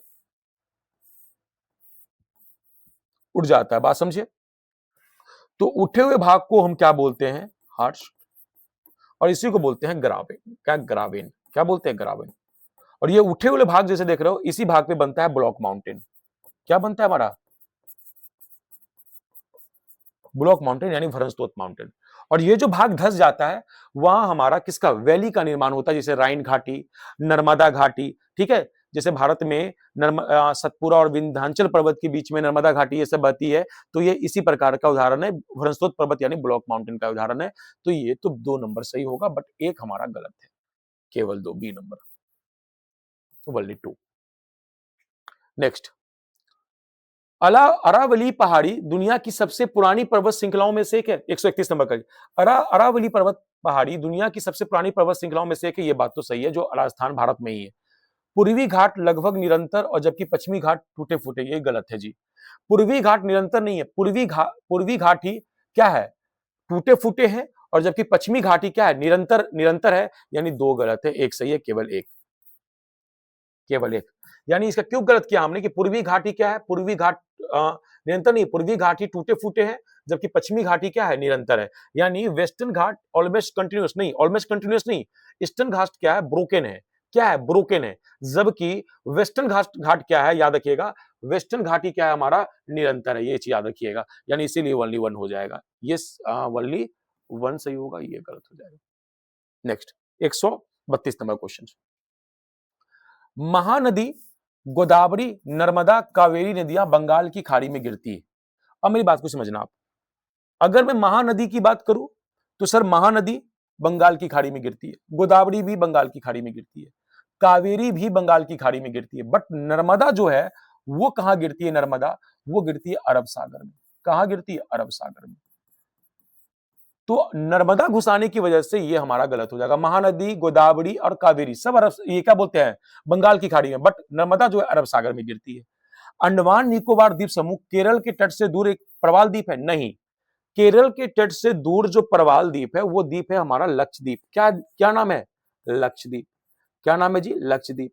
और लक्षद्वीप ही एक प्रवाल द्वीप है। अंडमान निकोबार जो है, अंडमान निकोबार द्वीप, ये हमारा ज्वालामुखी से बना हुआ है। किससे बना हुआ है, इसका फॉर्मेशन से, ज्वालामुखी से। तो ये बात भी गलत हो गया, यानी बोले तो ना तो एक ना तो दो, यानी डी नंबर ऑप्शन, ना तो एक ना तो दो, डी नंबर ऑप्शन। बोलो हाँ या ना। Next 133 number question. पृथ्वी के अलग अलग लैंडफॉर्म के उदाहरणों में से कौन से पहाड़, घाटी, पठार और मैदान बनने का नतीजा है। तो आपको मालूम होगा, अंदरूनी और बाहरी दोनों प्रोसेस की वजह से हमारा क्या बना है, ये सब बना है due to both internal and external process की वजह से। नेक्स्ट 134, नीचे दिए कथनों में से कौन सा या कौन से कथन सही है। पृथ्वी की सतह के घिसने की प्रक्रिया को क्या कहते हैं, इरोजन यानी अपवर्दन कहते हैं, ये बात तो सही है। और पृथ्वी की सतह पर नई सतहों के बनने की प्रक्रिया को निक्षेपण यानी डिपोजिशन कहते हैं, ये बात भी सही है। एक और दो दोनों सही है, सी नंबर ऑप्शन होगा, both 1 and 2 are correct.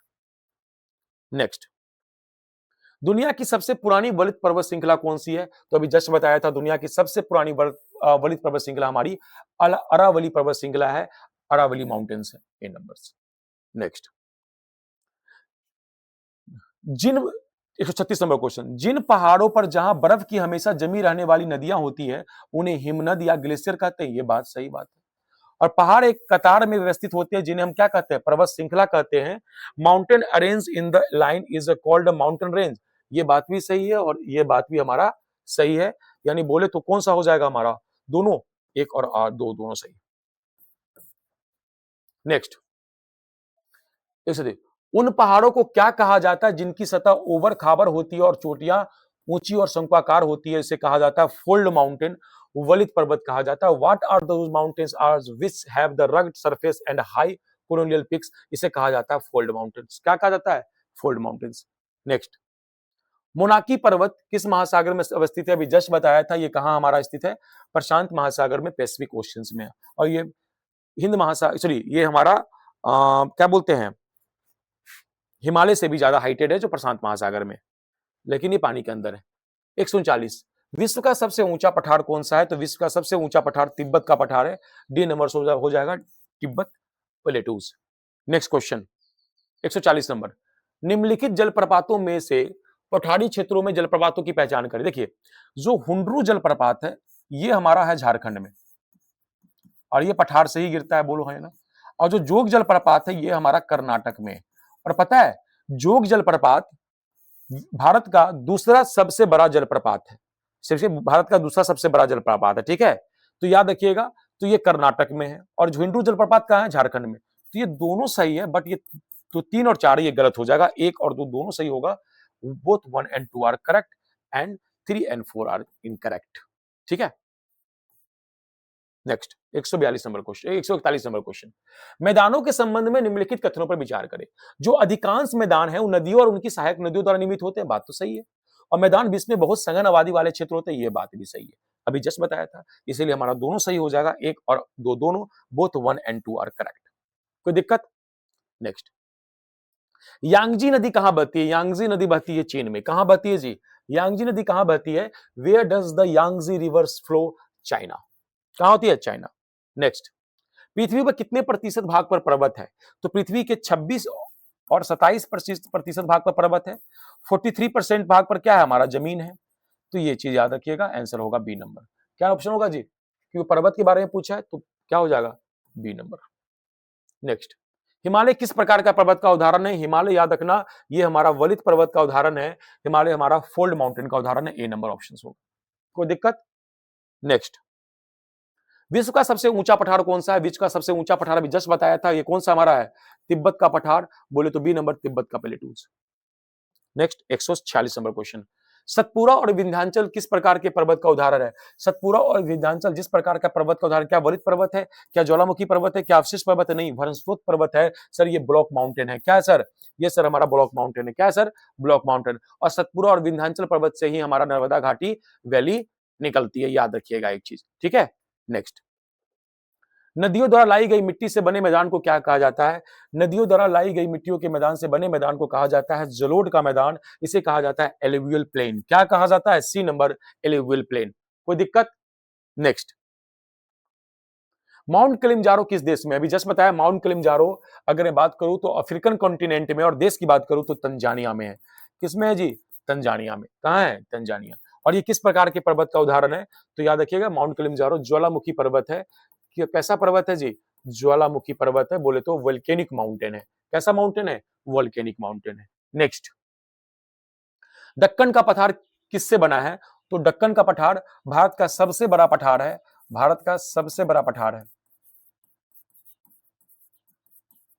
Bharat का सबसे बड़ा पठार है। और ये जो पठार बना वो किससे बना है? लावा से बना है। किससे बना है जी? लावा से बना है। कोई दिक्कत? नेक्स्ट, इनमें से कौन सी अवशिष्ट पर्वत है? याद रखिएगा, अवशिष्ट पर्वत बोले तो, अवशिष्ट पर्वत बोले तो हिमालय, सतपुरा की पहाड़ी नहीं, सतपुरा और विंध्याचल की पहाड़ी तो वरनस्रोत पर्वत है। यूराल की पर्वत तो बोले तो वलित पर्वत है। हिमालय भी वलित पर्वत है, बट अरावली पर्वत जो है ये अवशिष्ट पर्वत का उदाहरण है। बोले तो अरावली हमारा ऑप्शन सही होगा, B number option. Next 151 number, विश्व के कुल क्षेत्रफल पे कितने प्रतिशत भाग पर मैदान है? हमने जस्ट बताया आपको 43%। कितने परसेंट पे? 43% पे। 26% पे तो पर्वत है। कितना है जी? पर्वत। वृद्ध अवस्था के पर्वत की विशेषता क्या है? पता है, वृद्ध अवस्था के पर्वत को ही हम ये पर्वत पहले वलित पर्वत हुआ करता था, फोल्ड माउंटेन हुआ करता था, लेकिन ये वृद्ध अवस्था का पर्वत ही अब कैसा पर्वत बन गया सर? ये अवशिष्ट पर्वत बन गया।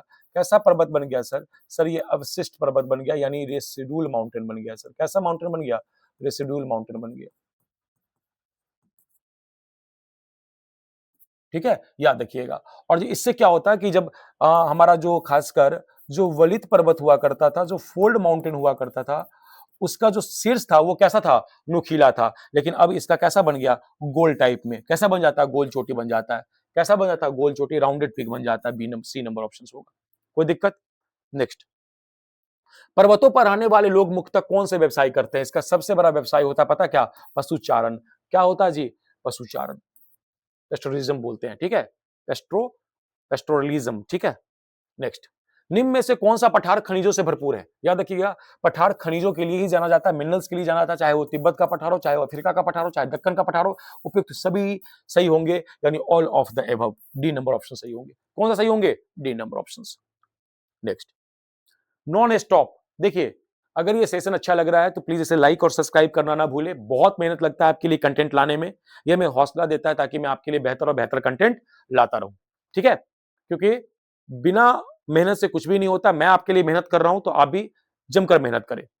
गंगा ब्रह्मपुत्र का मैदान किस प्रकार का मैदान है? तो गंगा और ब्रह्मपुत्र का मैदान जो मैदान है वो जलोढ़ का मैदान है। कैसा मैदान है? जलोढ़ एलुवियल प्लेन है। B number option.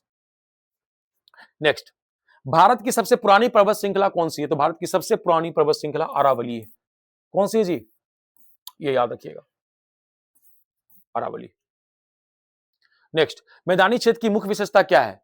मैदानी क्षेत्र की मुख्य विशेषता क्या है कि ये समतल भूमि होती है, सपाट लैंड होती है, यानी फ्लैट लैंड होती है ये, ठीक है। B number 158।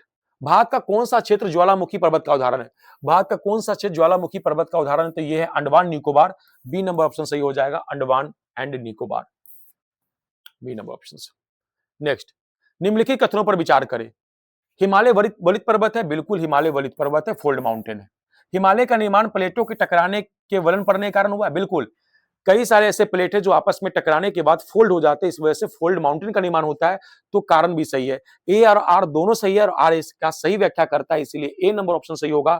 Both A and R true and R is the correct explanation of A, इसीलिए ए नंबर ऑप्शन सही। कोई दिक्कत? नेक्स्ट, और ये क्वेश्चंस, मैदानों में जनसंख्या बहुत घनी होती है, ठीक है, क्यों होती है? क्योंकि मैदानों की मिट्टी उपजाऊ और भूमि समतल होती है, इसीलिए जीवन सर्वाइव करना आसान होता है, लोग घर बना लेते हैं, अपना जीवन यापन कर लेते हैं। तो जनसंख्या घनी क्यों होती है? क्योंकि यहाँ की मिट्टी उपजाऊ और समतल भूमि होती है। यानी कारण बता रहा कथन को कि हम आप सही है, इसीलिए ए आर दोनों सही है, और आर ए की सही व्याख्या करता है, ए ऑप्शन सही होगा। नेक्स्ट, 161, अरावली पर्वत की चोटी गोल है, बिल्कुल। अरावली पर्वत भी पहले वलित पर्वत हुआ करता था, बट समय के साथ ये अवशिष्ट पर्वत हो गया है, इस वजह से इसकी चोटी शंकुआकार न होकर कैसी हो गई? गोल हो गई। ये बात तो सही है। अरावली एक युवा वलित पर्वत है, कहां युवा है? ये वृद्ध अवस्था वाला पर्वत हो गया। कैसा हो गया जी? वृद्ध अवस्था वाला। अब अवशिष्ट हो गया, यानी दो गलत। एक कहां कोई सही, एक सही पर आर गलत, एक सही पर ए सही पर आर गलत, ठीक है। A is true but R is false. देखिए नेक्स्ट, निम्नलिखित कथनों पर विचार कीजिए। दक्कन का पठार खनिजों से भरपूर है, यह बात तो सही है, और यह पठार लावा से बना, यह बात भी सही है। यानी ए सही पर आर गलत, ए गलत पर आर सही, ए आर दोनों सही, आर ए की सही व्याख्या नहीं है। ए आर सही है पर आर ए की सही व्याख्या है, बिल्कुल ए आर की सही व्याख्या है, ए आर की सही व्याख्या, ए आर दोनों सही है और आर ए की सही व्याख्या, ए आर दोनों सही है और आर ए की सही व्याख्या है, बिल्कुल सही। इन नंबर ऑप्शंस। नेक्स्ट,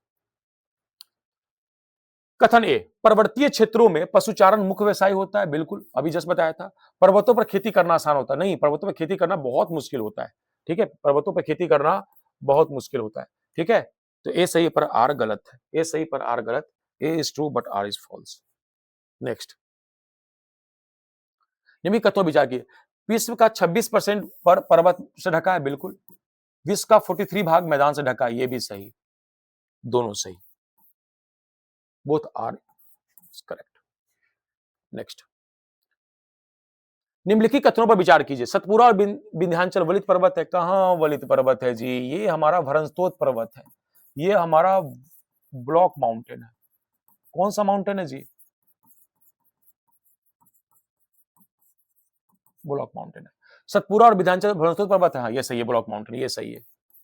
कौन सा सही हो जाएगा? दोनों सही, दोनों गलत, केवल दो सही, केवल दो सही, ये सब गलत।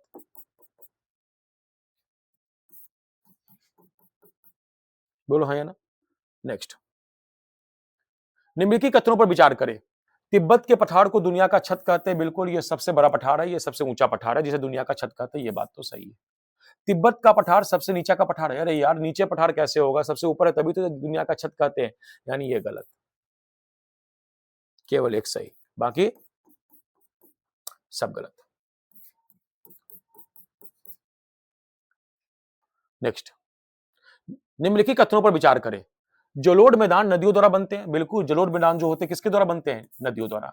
लायोस मैदान हवा द्वारा बनते हैं, ये भी सही है, यानी दोनों सही है, बोथ आर करेक्ट। बोलो हाँ या ना? नेक्स्ट, निम्नलिखित कथनों पर विचार करें। इंग्लिश देख रहे हैं आप लोग? इधर इंग्लिश लिखा हुआ है। युवा पर्वतों की चोटी नुकीली होती है, जिसे हम वलित पर्वत बोलते हैं, फोल्ड माउंटेन बोलते हैं। वृद्ध पर्वतों की चोटी गोल्ड होती है, जैसे रेसिडुअल माउंटेन, अवशिष्ट पर्वत कहते हैं। ये दोनों सही है, बोले तो दोनों सही, C number options, both are correct. Next, आइए अब आते हैं 169 क्वेश्चंस पे। देखिए, निम्नलिखित कथनों पर विचार कीजिए। भारत का, देखिए आप सोच रहे 180 185 क्वेश्चंस सिर्फ ज्योग्राफी 6 क्लास से लेकर आना, कितना मेहनत लगा होगा कि एक एक एमसीक्यू कर, चैप्टर बाय चैप्टर एमसीक्यू को लेकर आना, ताकि आपकी तैयारी में किसी प्रकार की कोई भी कमी ना रहे। जब आप तैयारी करें तो आपको लगना चाहिए कि मैं तैयारी कर रहा हूं, तो जब आप किसी प्रीवियस ईयर को क्वेश्चन को लेकर बैठे तो आपका प्रीवियस ईयर सॉल्व हो जाए, ठीक है। क्योंकि एनसीईआरटी किसी भी चीजों का आधार होता है और 80% 85% सिलेबस यहीं से कवर हो जाता है। इसीलिए बेकायदा नोट्स बनाएं और अच्छे तरीके से अब इसका अध्ययन करें। कोई दिक्कत? ठीक है, 2 मिनट के लिए बस पानी पी लेता हूं।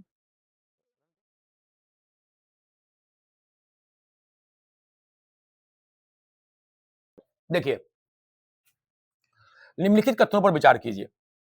भारत का उत्तर दक्षिण विस्तार पूरब पश्चिम विस्तार से अधिक है, यानी इंडिया का नॉर्थ साउथ एक्सटेंड है वो India than east west extend. यानी क्या बोला है कि India north south extend of India is greater than its east west extend.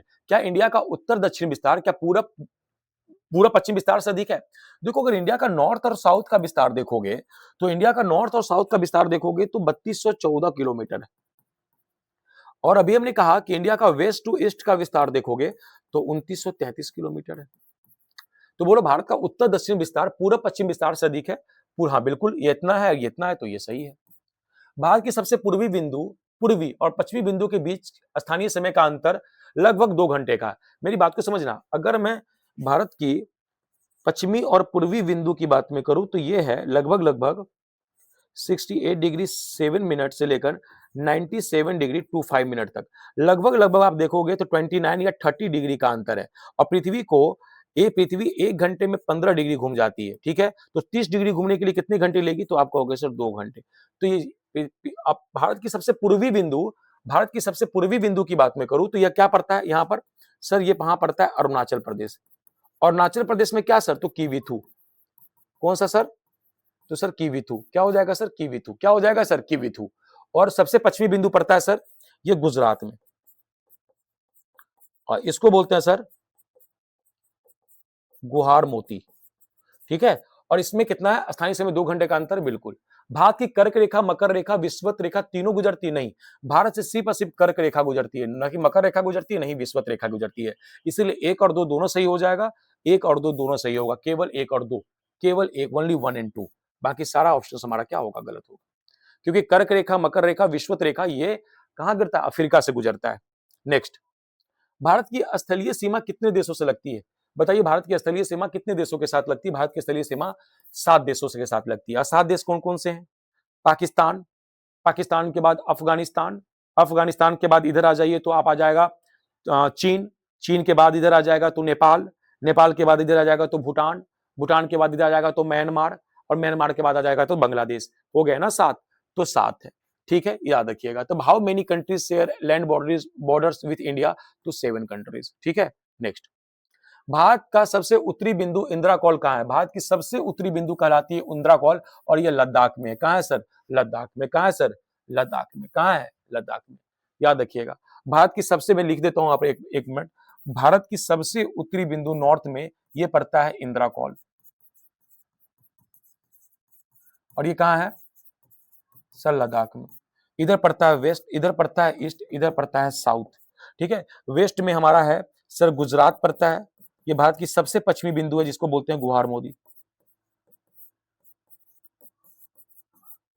Bharat की सबसे पूर्वी बिंदु है जो अरुणाचल प्रदेश में है, जिसे बोलते हैं कीविथु। और भारत की सबसे साउथ में है कन्याकुमारी, जो तमिलनाडु में है,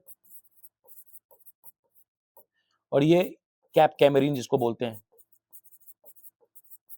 और यहां पर अंडमान निकोबार है, अंडमान निकोबार में ही पड़ता है हमारा, अंडमान निकोबार में,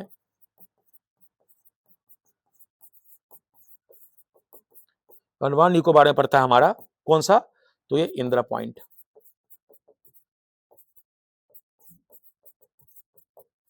ठीक है। तो ये चीज याद रखिएगा। नेक्स्ट, भारत की मुख्य भूमि का विस्तार दक्षिण से उत्तर किन अक्षांशों के मध्य है? तो भारत का अगर अक्षांश देखा जाए तो ये 8 डिग्री 4 मिनट उत्तर से लेकर 37 डिग्री 6 मिनट उत्तर तक है, ठीक है। ये भारत का अक्षांशीय विस्तार है, ठीक है। कैसा विस्तार है? अक्षांशीय विस्तार, ठीक है। नेक्स्ट, भारत का कौन सा पड़ोसी देश द्वीप समूह है? तो भारत का कौन सा पड़ोसी देश द्वीप समूह है? तो याद रखिएगा ये श्रीलंका। कौन सा जी? Sri Lanka, C number.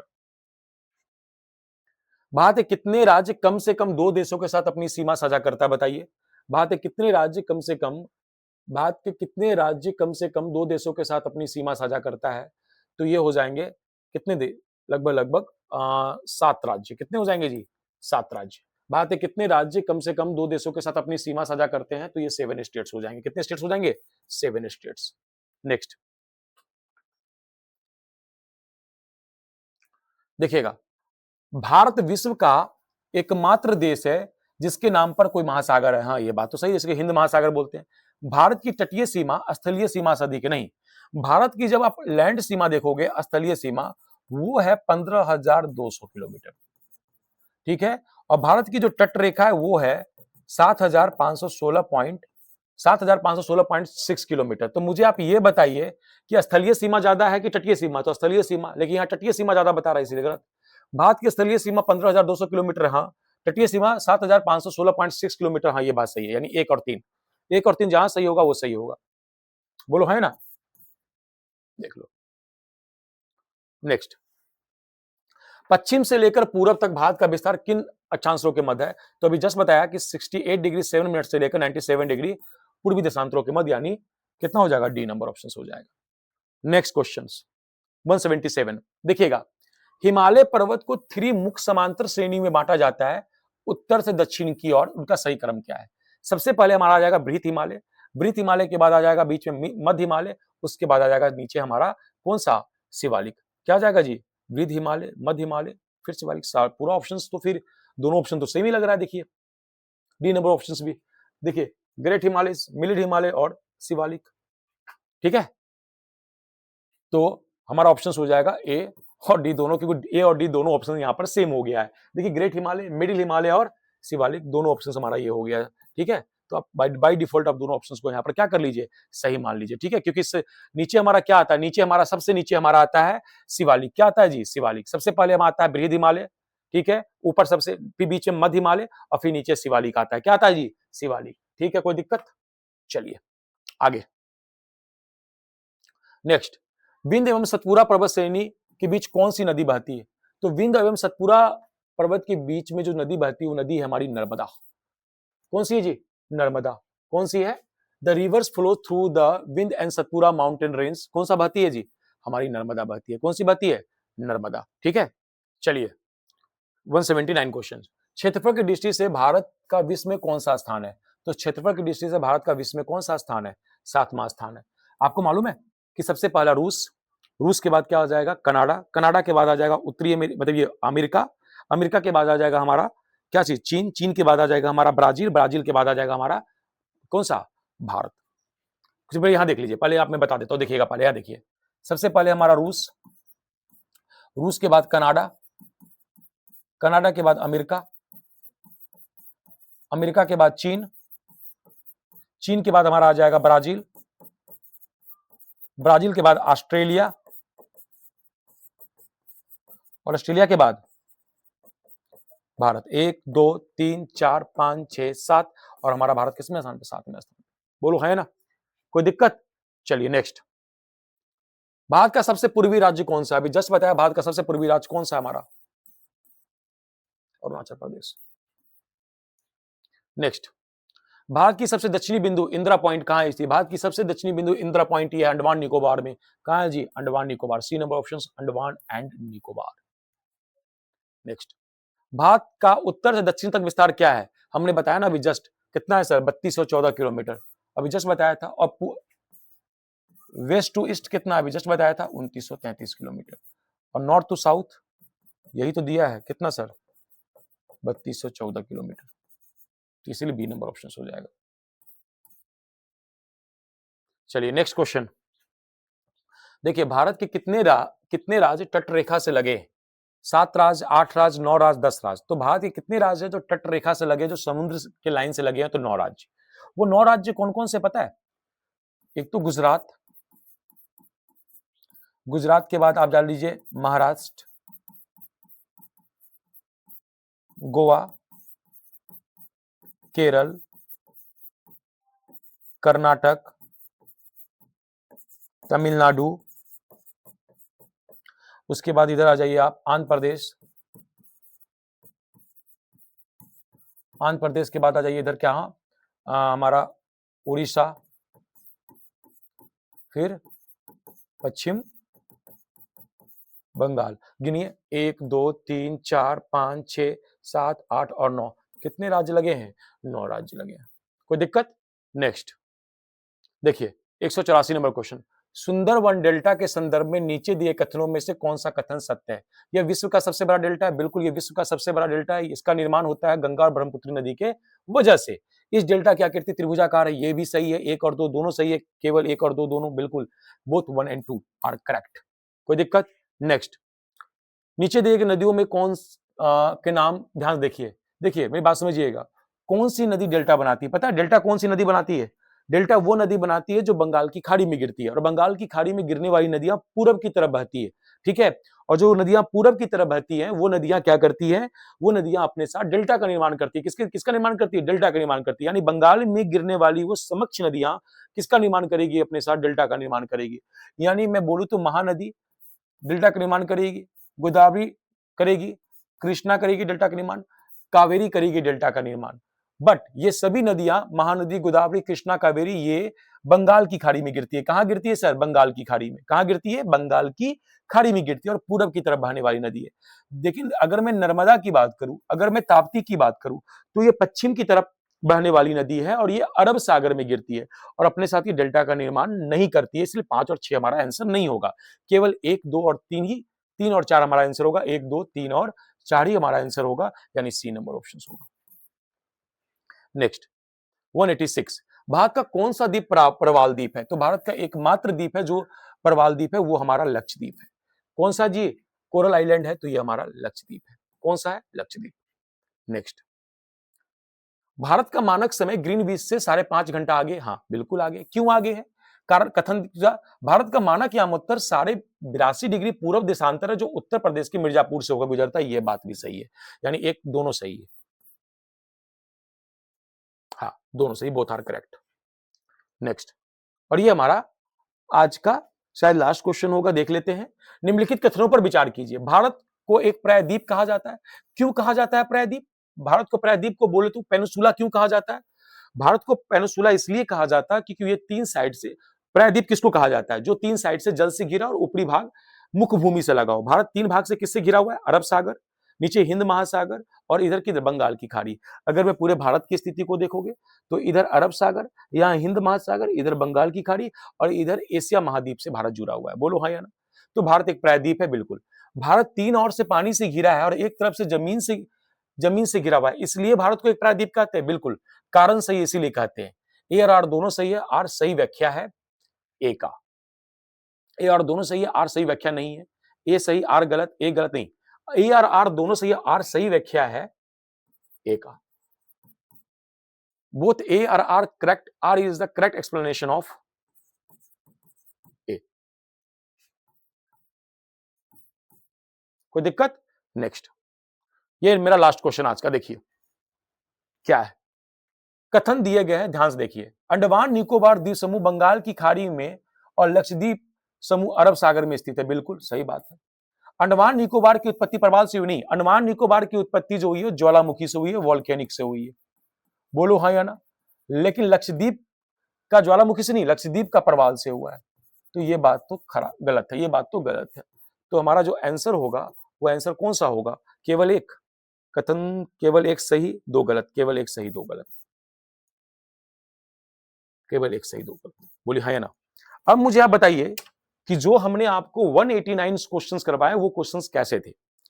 हमारा प्रयास रहा है कि आपके लिए मैं बेहतर कंटेंट लाऊं ताकि आपकी तैयारी में कोई भी कसर मेरे तरफ से ना छूटे, ठीक है? अगर ये कंटेंट आपको अच्छा लग रहा है, मेरा पढ़ाया हुआ जो एनसीईआरटी का जो सीरीज मैं आपके लिए लेकर आया हूं वो अच्छा लग रहा है, तो इसे लाइक, सब्सक्राइब और शेयर करना ना भूले, क्योंकि इसमें बहुत मेहनत लगता है पूरे किताब का निचोड़ लेकर आपके समक्ष प्रस्तुत होने में, ठीक है? तो अगर आप लाइक, सब्सक्राइब करते हैं तो ये मैं हौसला देता है ताकि मैं बेहतर और बेहतर से बेहतरीन कंटेंट में आपके लिए लेकर आता रहूं, जैसे मैं अभी आ रहा हूं, ठीक है?